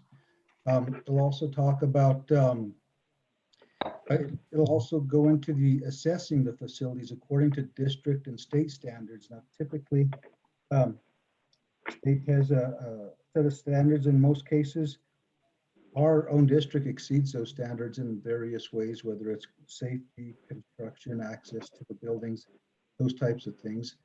And it'll also guide the capital project recommendations when we get to that portion. So we'll get to a time and place where we'll have to prioritize projects because there's always more need than there is going to be funding for those. And then last of all, we want to look at a long plan, a 10 to 20 year facility improvement plan for the district. And this is a roadmap to that whole process, this facility master plan.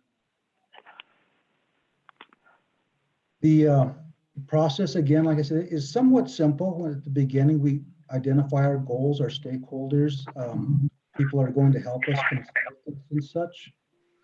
And right now, the phase that we're in is we're going through all the schools and doing an inventory analysis for the conditions of the school, the HVAC systems, the electrical systems, the space, the capacity, those sorts of things, which is, again, it's a lot of visitations to our schools. It's ongoing. We have to keep this process going to stay on schedule. After we're completed with that, and we're close to most of the way through that right now, but after we're completed with that, we'll take all the information and synthesize it and start developing it using the Citizens Review Committee, the board, and various groups to start talking about needs across the districts and prioritization of those needs. And in the end, we'll be presenting a report that'll talk about the entire facility master plan that will come back to the Board of Education to approve. So that's the step in a short presentation of the facility master plan. So let's see. Talk a little bit about the board's role. And Tom, I was hoping we had, well, anyway, there might have been some other slides that we'll get to eventually, but we want to talk about how this process needs to align with our strategic plan. So there's various ways that it will align with the strategic plan. I'll talk about that in just a little bit, but let me talk about the board's role. The board ultimately approves the district strategic plan, and that's what helps us guide with the facility master plan. So you remember the strategic plan that we all worked on a couple years ago? I think it's 2019 to 2023 is our strategic plan. We have to align with that and make sure that we're meeting the goals and the strategies in that plan, in the facility master plan. Also, it guides the facility master plan and the reviews, the final summary of the facility master plan. We want what the FMP, what the board will want to consider with the FMP, the facility master plan, is the recommendations of the Citizens Review Committee. So if you'll remember, we'll be working with them closely as we go through this process when we're setting priorities for different projects as we're moving through this, and consider what the Citizens Review Committee brings to the board in the form of recommendations and priorities of capital projects. And in the end, the board will approve the facility master plan so that we can send it to the PED for their approval. So those are the basic roles of the board in the facility master plan. Go ahead. Now remember, the Citizens Review Committee is advisory committee for the board. In that respect, they're going to do a lot of in-depth, in the weeds type of work that will help bring to light some of the needs that are across the district. And some of those needs can be or should be related to a lot of equity issues. There should also be a lot of needs that align with our strategic plan. Our pillars, if you remember, we had several pillars, 6 pillars, where we provide an equitable learning environment for our students. We also provide high expectations for the students and the staff, and the retention of students and staff. So all this ties into that, what we set our priorities as we go through the facility master plan process. And then also, I want to talk about if we can go back, there we go. Each CRC member is appointed by a board member, and Mr. Romero, I have a question for you. This isn't is this the updated presentation? no, because there was a couple of slides I wanted to talk about. Because, and I don't know if we can get to them because I think they're really important. One has the strategic plan and talks about that and how that intersects with this. And then the other considerations, which I think were really key for this presentation. I think I could do that if I share my screen. I have it on my computer. I think that would be important for the board to have that, especially with our new board members.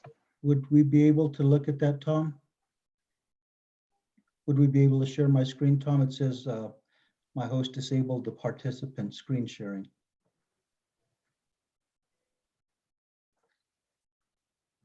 Just a second. Yeah, because there were 2 or 3 slides that I know were amended, and I think it would be great if the board could see them.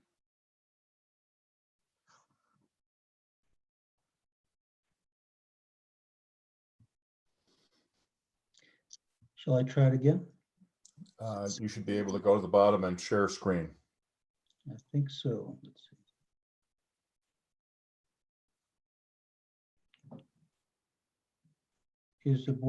Is the team able to view my screen right now? We see your screen, yeah. See your screen, but not the presentation. There you go. I think you need to go. I think you need to go to the slide before that. Doesn't it talk about student need and all that? The slide before this. So earlier on, we were talking about this process. I was telling you about, where we're at and where we want to go from here. The slides next, we're talking about alignment with the the district strategic plan that we had accomplished a few years ago. And those pillars are really important to integrate into our facility master plan. There you can see the pillars that we're talking about. I won't read them all, but they do talk about, having a creative environment and developing a culture of shared responsibility and promoting a safe and responsible and respectful community for everybody. So that's really important to what we want to develop with our long-range plan for the facility master plan. So here are some of the items that we want to focus on as we align with the district strategic plan. So there's a lot of program changes that take place within the schools year after year. As new programs come in, if we think about how technology has really changed our schools and how we're going to work with that as we move forward, I think we're going to have a lot more opportunities to make some great changes. So we have to be cognizant of that as we develop our facility master plan. Again, student needs and equity issues is really important. There's a lot of work going on within the district looking at equity issues. Where are the student needs and the enrollment considerations? What part of town? Where's the growth? Of course, it's on the southwest side of town. So we want to look at those types of issues. So those are the couple slides I really did want to share and make sure that we talked about just a little bit. I'll go ahead and move down to where we left off.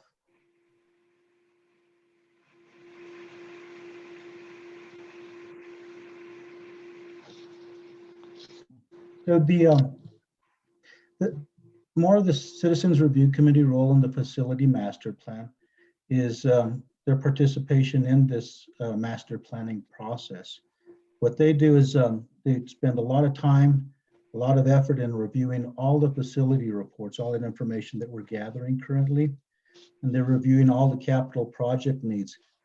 We have a lot of capital projects that are underway that are phased. So we're on phase 1 of a lot of those, and we have to look forward to the additional phases and how we're going to support those in some of the schools, and the prioritization based on district goals. And as we go through this whole process, even after we're done and we've set our prioritizations, even at the end, we still have to look towards them to make recommendations on changes to the facility master plan. It is a living document, so as we move forward 3-4 years in the future, there are different priorities that come up, and we have to make hard decisions based on some of the information that we have. So here's our schedule for the facility master plan. Right now, we're on number 2, I guess you would say, analyzing and inventorying.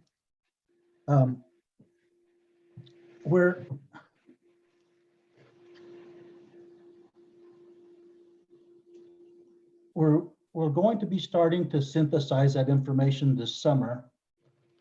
And then as we get into the fall, we'll start developing that report. So the Citizens Review Committee is going to be very helpful in those latter processes. It's not just the construction department and the Citizens Review Committee. We have a lot of other help, a lot more help. ARC is putting together the facility assessments and master planning document. So we'll be relying heavily on them to do a lot of synthesizing and a lot of writing. This is a very large document. It's about 4 large binders of information to go through. EEA is also going to help us with our HVAC systems and energy conservation.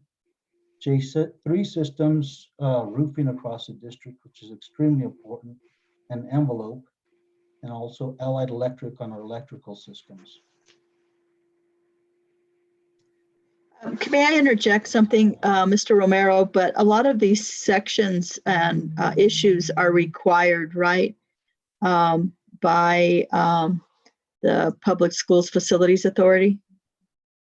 That's correct. It's required that we do facility master plan every 5 years. But We the align it- components are required, correct? Yes, that's right. So where are we at to date? We divided the schools into 3 tiers. Tier 1s would be the schools that are most in need, and we want to look at those first so we have the most time to be able to do our synthesizing work. Tier 2s have need, but not as much as Tier 1, and then Tier 3 schools might be the newer schools, Nino Otero, El Camino Real, those types of schools. We also are working on utilization and capacity studies within these schools. So we have population shifts across the district, and we want to make sure that we know what our enrollment is going to look like as we move down the road.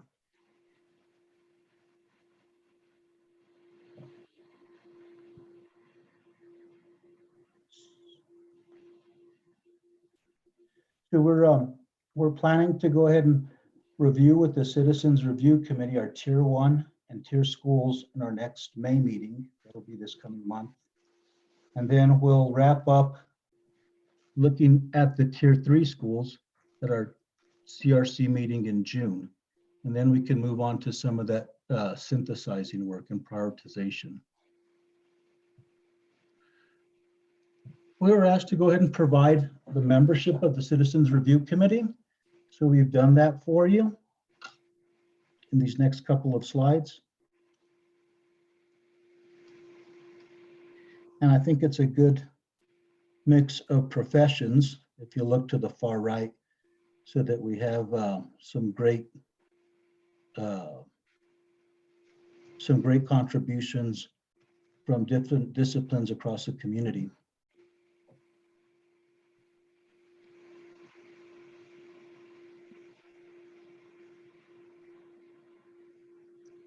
And that is my presentation. Do we have any questions?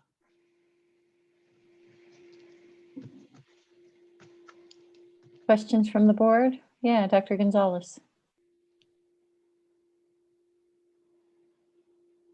You're muted. I have a dog that was barking, so I muted myself. Do we know which schools are in Tier 1 and Tier 2, and so that we know which our schools are in those particular tiers? We did early breakdown of those, and we can provide a list of those schools in each tier. That'd be good.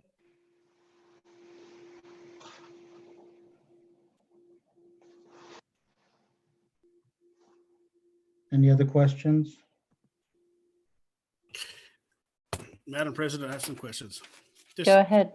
Just some comments. You know, for an individual that sat in the Citizens Review Committee for like probably 10, 12 years, very important committee.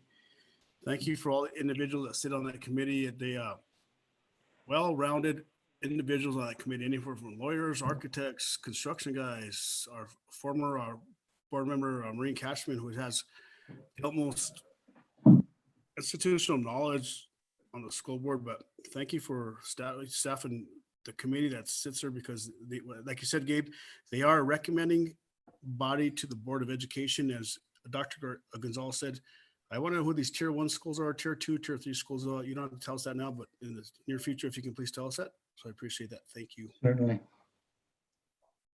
This is board member Price. Go ahead, Vice President Price.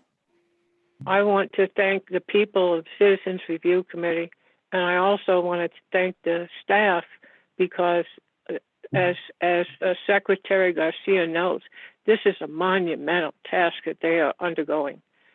And the document that they will create is like huge 3-ring binder, at least one. So I know the work that's required, and I want to thank you all in advance. Thank you very much. I'll pass that on. Any other questions, comments? And I hadn't been able to find this online, but I'd love, I'm sure it's there somewhere and it's just operator error, but I'd love to be able to look at the presentation again as we go forward. Thank you. Thank you. Madam President, you weren't able to see it while we were online now? No, I was able to see Oh. it now, just in terms of finding it in the packet.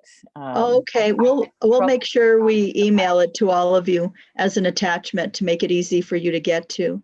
That would You be know, wonderful. One thing that, if there are questions later, or if the board would like to have a joint meeting at some point with CRC, I know that's been done in the past. We could certainly facilitate that at any point if that would be something that the board would want. We can't do it legally at one of their meetings, but we can invite them to our meeting. Either way, we can, yes, I mean, you can, we can have a joint meeting and as long as it's noticed. I think that's the key. We just have to notice it. Well, all right. Please check that with That's legal. fine. Yeah, I will. I definitely will, Ms. Vice President Price. Assuming if we can make it all above board, personally, I would love that. I think it would be great. And I think, we have a lot of work to do in this update of the facility master plan and integrating it with the strategic plan, everything we need to do to reimagine education as we go forward and ultimately prepare for the next general obligation bond that we'll ask the community to approve. And Dr. Garcia, that happened in February of 2017. So I think what we heard on the resolutions earlier, we're talking about a mail-in ballot. Is that correct? A special election, all-mail ballot for the general obligation bond in February 2021? Correct, Madam President, if that winds up being the wishes of the board. So once we have the package and we see where we are and what the implications would be of not having the election until the general, where we put everything together in November, you can make an informed decision. It does cost a bit of money in terms of being able to communicate. Now, the last time we met, and I'm looking at Deputy Superintendent Wagner, with the former board, I think that there was some compelling reasons to have a mail-in in February. Do you remember, Ms. Wagner?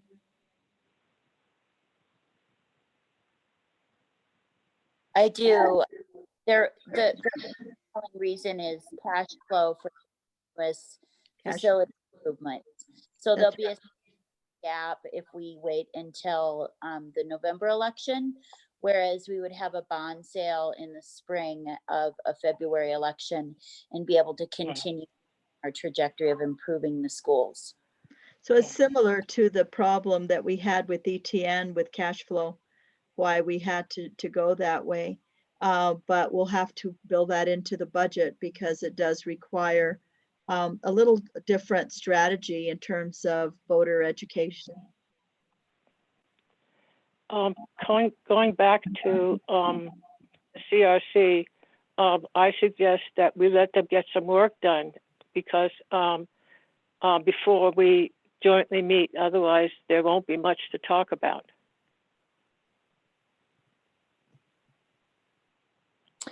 Yeah, I think we'd want to pick the right time to do it, which is not immediate, but we do have less than a year if we're going to go ahead with the special election, and we should consider that this is a cycle that would need to continue. Oh, yes. If we Less keep than a year is fine. Less than a year is fine. If we keep doing the special election. So we can look at that. Any other comments, questions from the board? Thank you very much, Mr. Romero and Ms. Yonder Wagner and everybody on the CRC for your service and very hard work around this. Okay, moving on to item 9 on our agenda, action items. We have the consent agenda. The approval of the minutes. I'm pretty sure we were all present for that meeting. Is there anything that any board member wants to consider separately on the consent agenda? Madam President, this is Rudy. Move for approval if nobody has any questions. Okay, we have a Second. motion. We have a second from Dr. Gonzalez. We'll do a roll call vote. Board Member Bozay, Yes. Dr. Gonzalez, Yes. Secretary Garcia, Yes. Vice President Price, Yes. and the president votes yes. Thank you very much. We've approved the consent agenda. We have already done items B and C on our action items. So we are on to item D, approval of audit committee recommendation, Jaramillo, I think it's actually accounting group for 2021. Dr. Garcia? Yes, thank you, Madam President. And it's pretty straightforward as it's stated there. We went out to bid the audit because it was time, and several auditing firms submitted proposals, and the audit committee selected the Jaramillo Auditing Group for next year. And so this recommendation is now coming to the board for approval. That's the same, is that the same audit committee that we had the last time? You mean auditing firm? Yes, auditing firm, that's what I meant, yeah. Yes, ma'am. I thought so. Okay, thank you. I just couldn't remember the name. Okay. And actually, can we just double check the name of the firm? I believe it's Jaramillo Accounting Group. Not auditing group. Mr. Martinez? Madam President, board members, Superintendent Dr. Garcia, that's correct. It's Jaramillo Accounting Group is the name of the firm. Thank you. Okay, so just so we get the record right, that's the firm we are approving. And I'd also like to thank the audit committee. As some of you have heard me say before, I really love the audit committee. It's dry work. There's something wrong with you. I know, right? It's dry work, but it's really important. And, you know, the attention to detail and diligence and the work that Mr. Martinez and his staff do with that group, I just, I think it's fantastic. And there were a lot of good questions in the audit committee providing a recommendation to the board for approving the selection of the Jaramillo Accounting Group, which included how they worked with staff. And Mr. Martinez talked about that, and that they've been very good to work with for our CFO and his staff. And so I guess I'd say I'd move to approve the recommendation of the selection of the Jaramillo Accounting Group. I'll second that. Second. This is Sarah. Madam President, for discussion, Yes, please, Secretary Garcia. is there a limitation how many times we can hire an auditing firm? 2 years, 3 years, 4 years, or entire 5 years, 10 years? Can they only Dr. do? Garcia, Mr. Martinez, I mean, I think I know the answer, but I bet you do. And this is for a new RFP, in essence. This is us approving them for a selection under a new RFP. But to Secretary Garcia's question. So, Madam President, is this for a new RFP, or we're actually put out an RFP and we're hiring them for a second time? Just asking.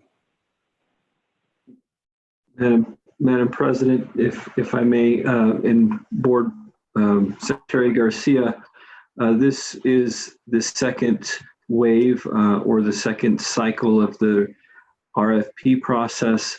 The Jaramillo Accounting Group were awarded 3 years during the previous RFP process. That is not that is required under an auditing the Office of the State Auditor, excuse me, their standard that you can only have an auditing firm for up to 3 years with the option or the ability to potentially recontract with those auditing firms for an additional 3 years, but you do have to have an RFP issued in order to contract the same firm for those services. And so this is the second wave or the second cycle that we've gone out for RFP, and the Jaramillo Accounting Group again was the selected firm. So thank you, Madam President. So how many firms actually applied to the RFP? Response for proposals? Madam President, Noble Board Secretary Garcia, we had 3 firms that had submitted. Jaramillo Accounting Group, Cordova CPAs, and Harshwall and Company were the 3 firms. The other, all 3 firms were located in New Mexico, and they all had adequate proposals.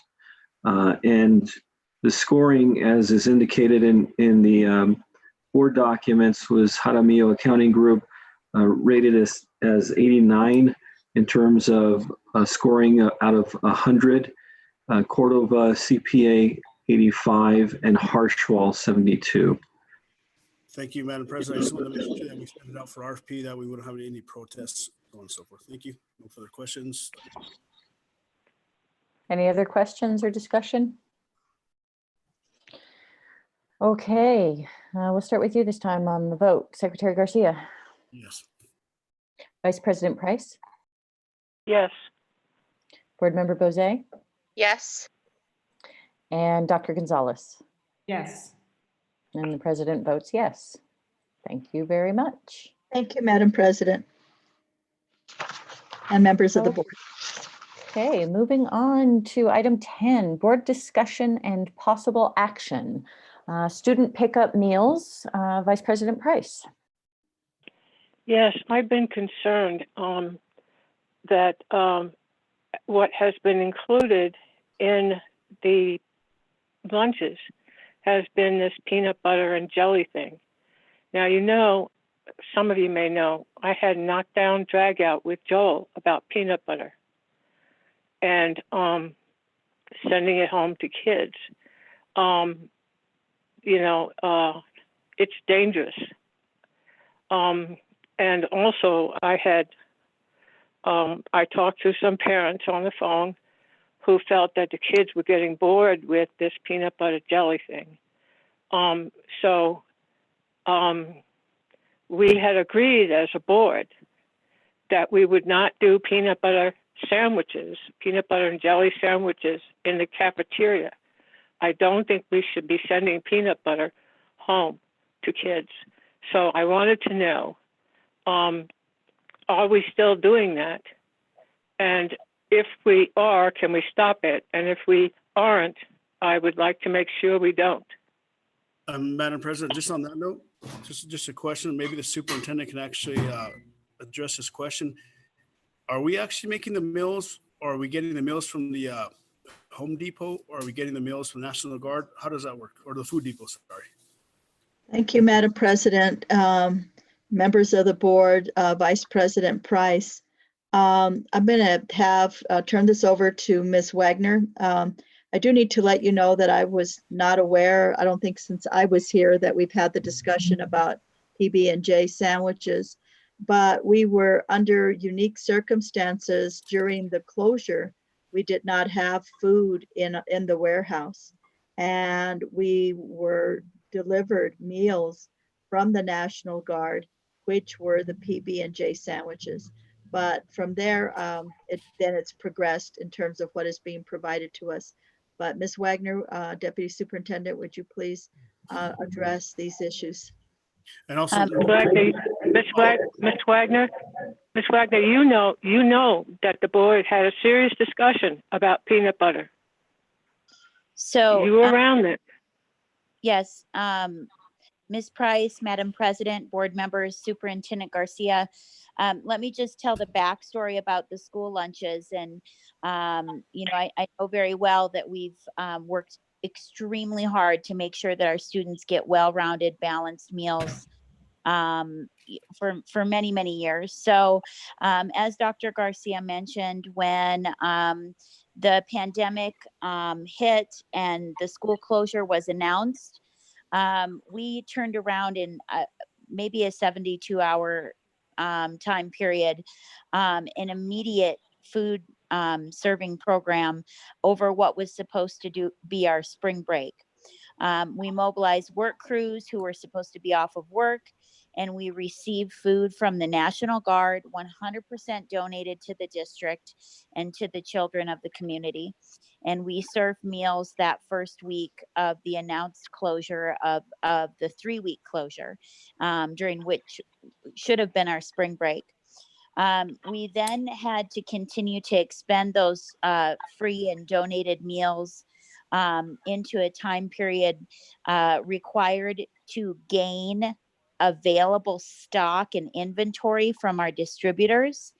And we were very limited to shelf stable foods. We're not in an environment, in a grab and go process where we can keep hot foods hot.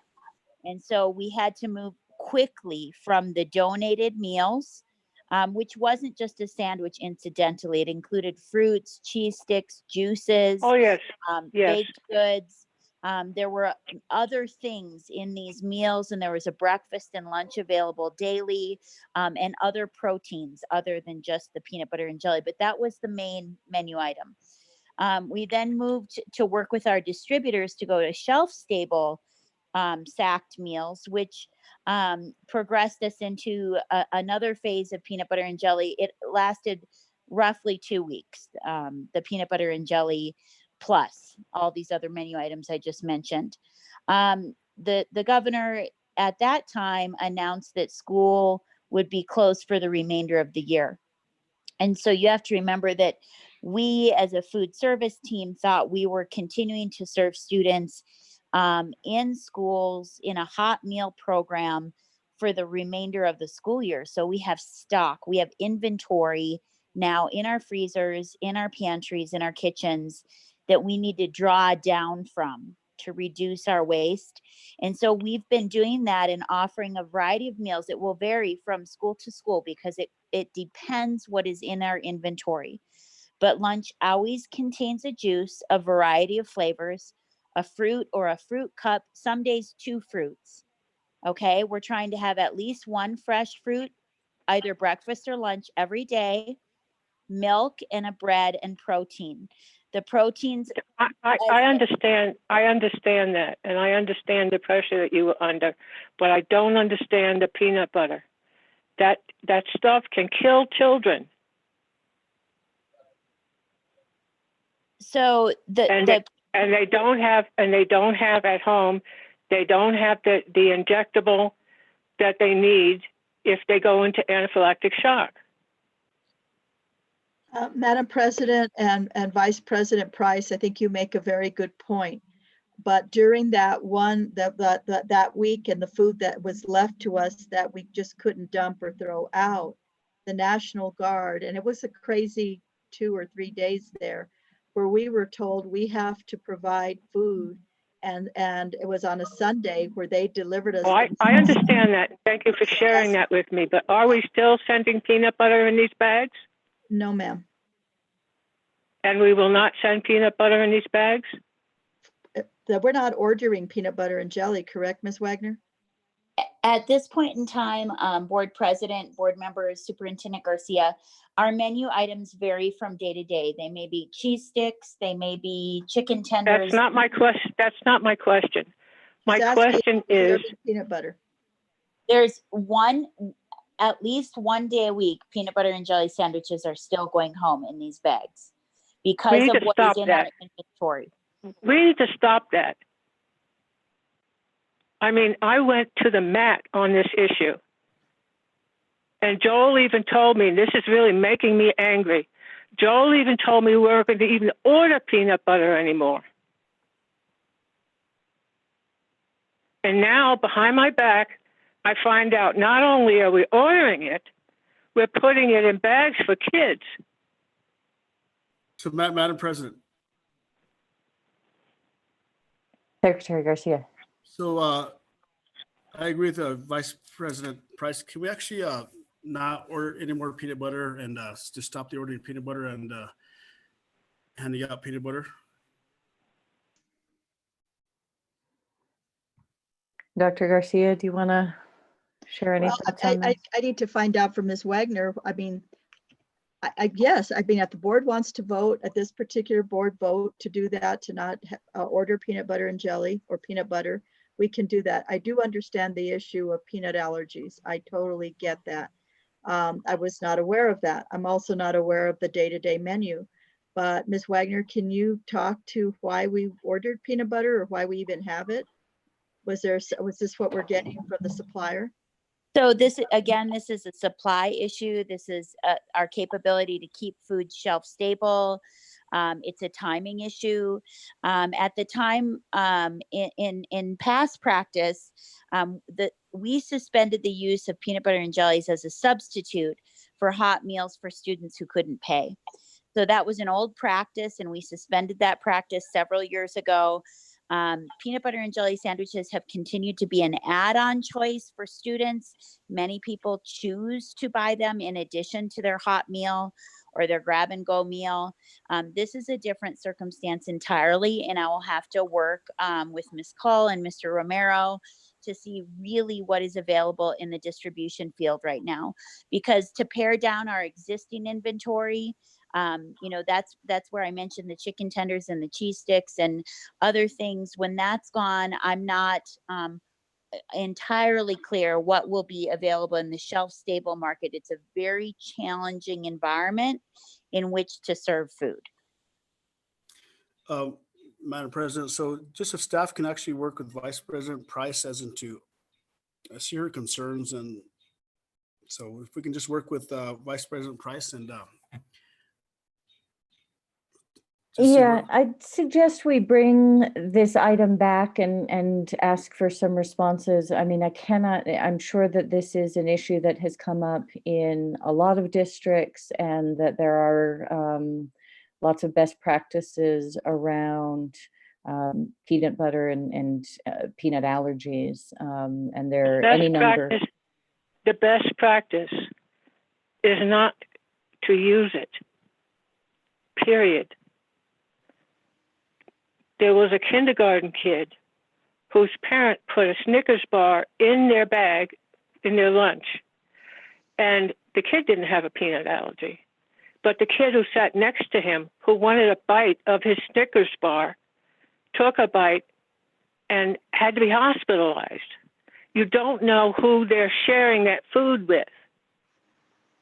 It's a major lawsuit waiting to happen, and possible death of one of our children over something as stupid as peanut butter. So, which we can eliminate. Madam President, if we can actually bring this back as into and have Christy let us know what our inventory is, what we're ordering, and if we can bring it back at the next meeting so we can actually take a formal vote on this. Right, and we can take a vote tonight. Madam President, I do, and Madam Vice President, I think you make a very good point. My understanding is that in the past, the peanut butter and jelly was not to be served as a meal substitute. But my understanding is that for many years now, it has continued to be served in the cafeteria. It was never if a child asks for it, you know.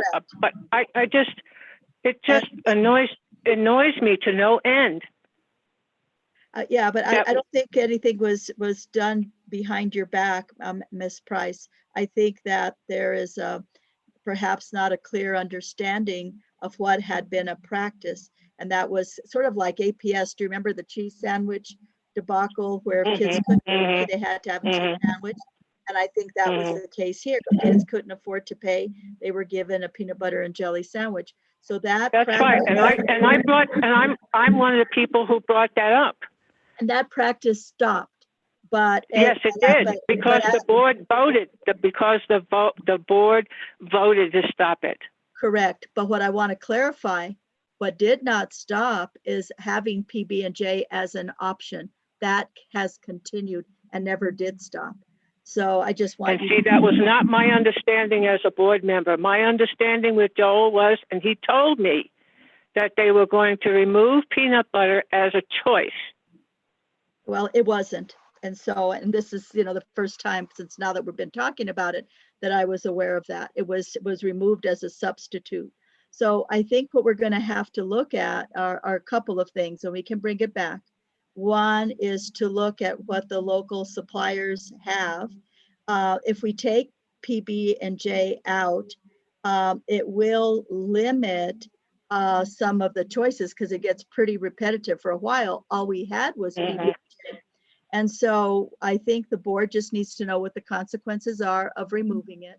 Now, I don't know what that means for children that are on free and reduced or that come through the grab and go that have a peanut butter allergy or peanut allergy. They may, I don't know if we provide them substitute or they just eat the cheese stick. I really don't know. But I think we can work on that. It's one of the 10 meals. So in that 10 meal rotation, it's one of the 10. But kids seem to buy them they buy them quite a bit as an add-on. Yes, in the yes, district. I'm aware of that. And then if they buy it, it's their responsibility, not ours.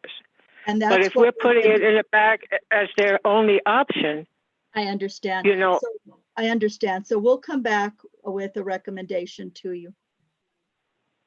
Please excuse my anger.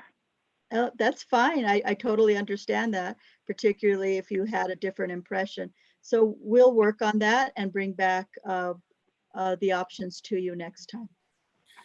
Madam President, just really quick, this is Rudy up. There's no anger, Vice President. We're elected officials, and if you express your emotions, you have the right to do that because you're an elected official. So we don't need to excuse your anger. You have a concern, and yeah, but even as an elected official, I can speak respectfully. Yes, no, you're fine. Okay. Okay, so we will bring that back at the next regular board meeting. And we'll move on to advanced planning unless anybody else wants to mention something they want to put on a future agenda for board discussion. Okay, and as ever, we can, put things on board discussion closer to the time. On advanced planning, we are planning a study session next week on April 30th. And then a regular board meeting, we'll hear about whether we need an executive session on May 5th. And then as we can all look down the advanced planning agenda, we will have a special meeting on the 19th that will be about our sale of bonds. So that's all looking ahead. Anything else for advanced planning? Madam President, go ahead. Vice President Price, go ahead. I just wanted to ask that Superintendent Dr. Garcia, if you can have Alma call me with the numbers that I need before we have a meeting. Okay, I thought she had, Madam President. Yes, she did. She did. Okay. Yes, absolutely. I mean future meetings. Absolutely. Yeah. I did want to clarify, Madam President, with it says tentative, but with our CFO, we are going with we will be ready with the study session on the 30th, correct? Are you asking Herman, or my understanding was yes? CFO. I'm asking Herman. Yeah. Yes, Madam President. Noble Superintendent Dr. Garcia, yes. Thank you. Okay, so we will all be in touch and seeing the invitation for next week's study session. And in the meantime, as ever, we can all be in touch with Dr. Garcia. Anything else? Thank you all very much. We are adjourned. We'll see you next week. Thank you. Okay. Actually, not next week, right? It's the following week. Oh, Or is it the following week? Apologies. The 30th, yes, whatever the 30th is. I was It like, is next oh week. my God, it's not That's today. next week. It's next week. It is next week. I felt like we had 2 weeks. All right, we're gonna have to hustle. All right, thank you. Good luck. Good night, Okay. everyone. Bye, Good night. everybody. Good night. Good night.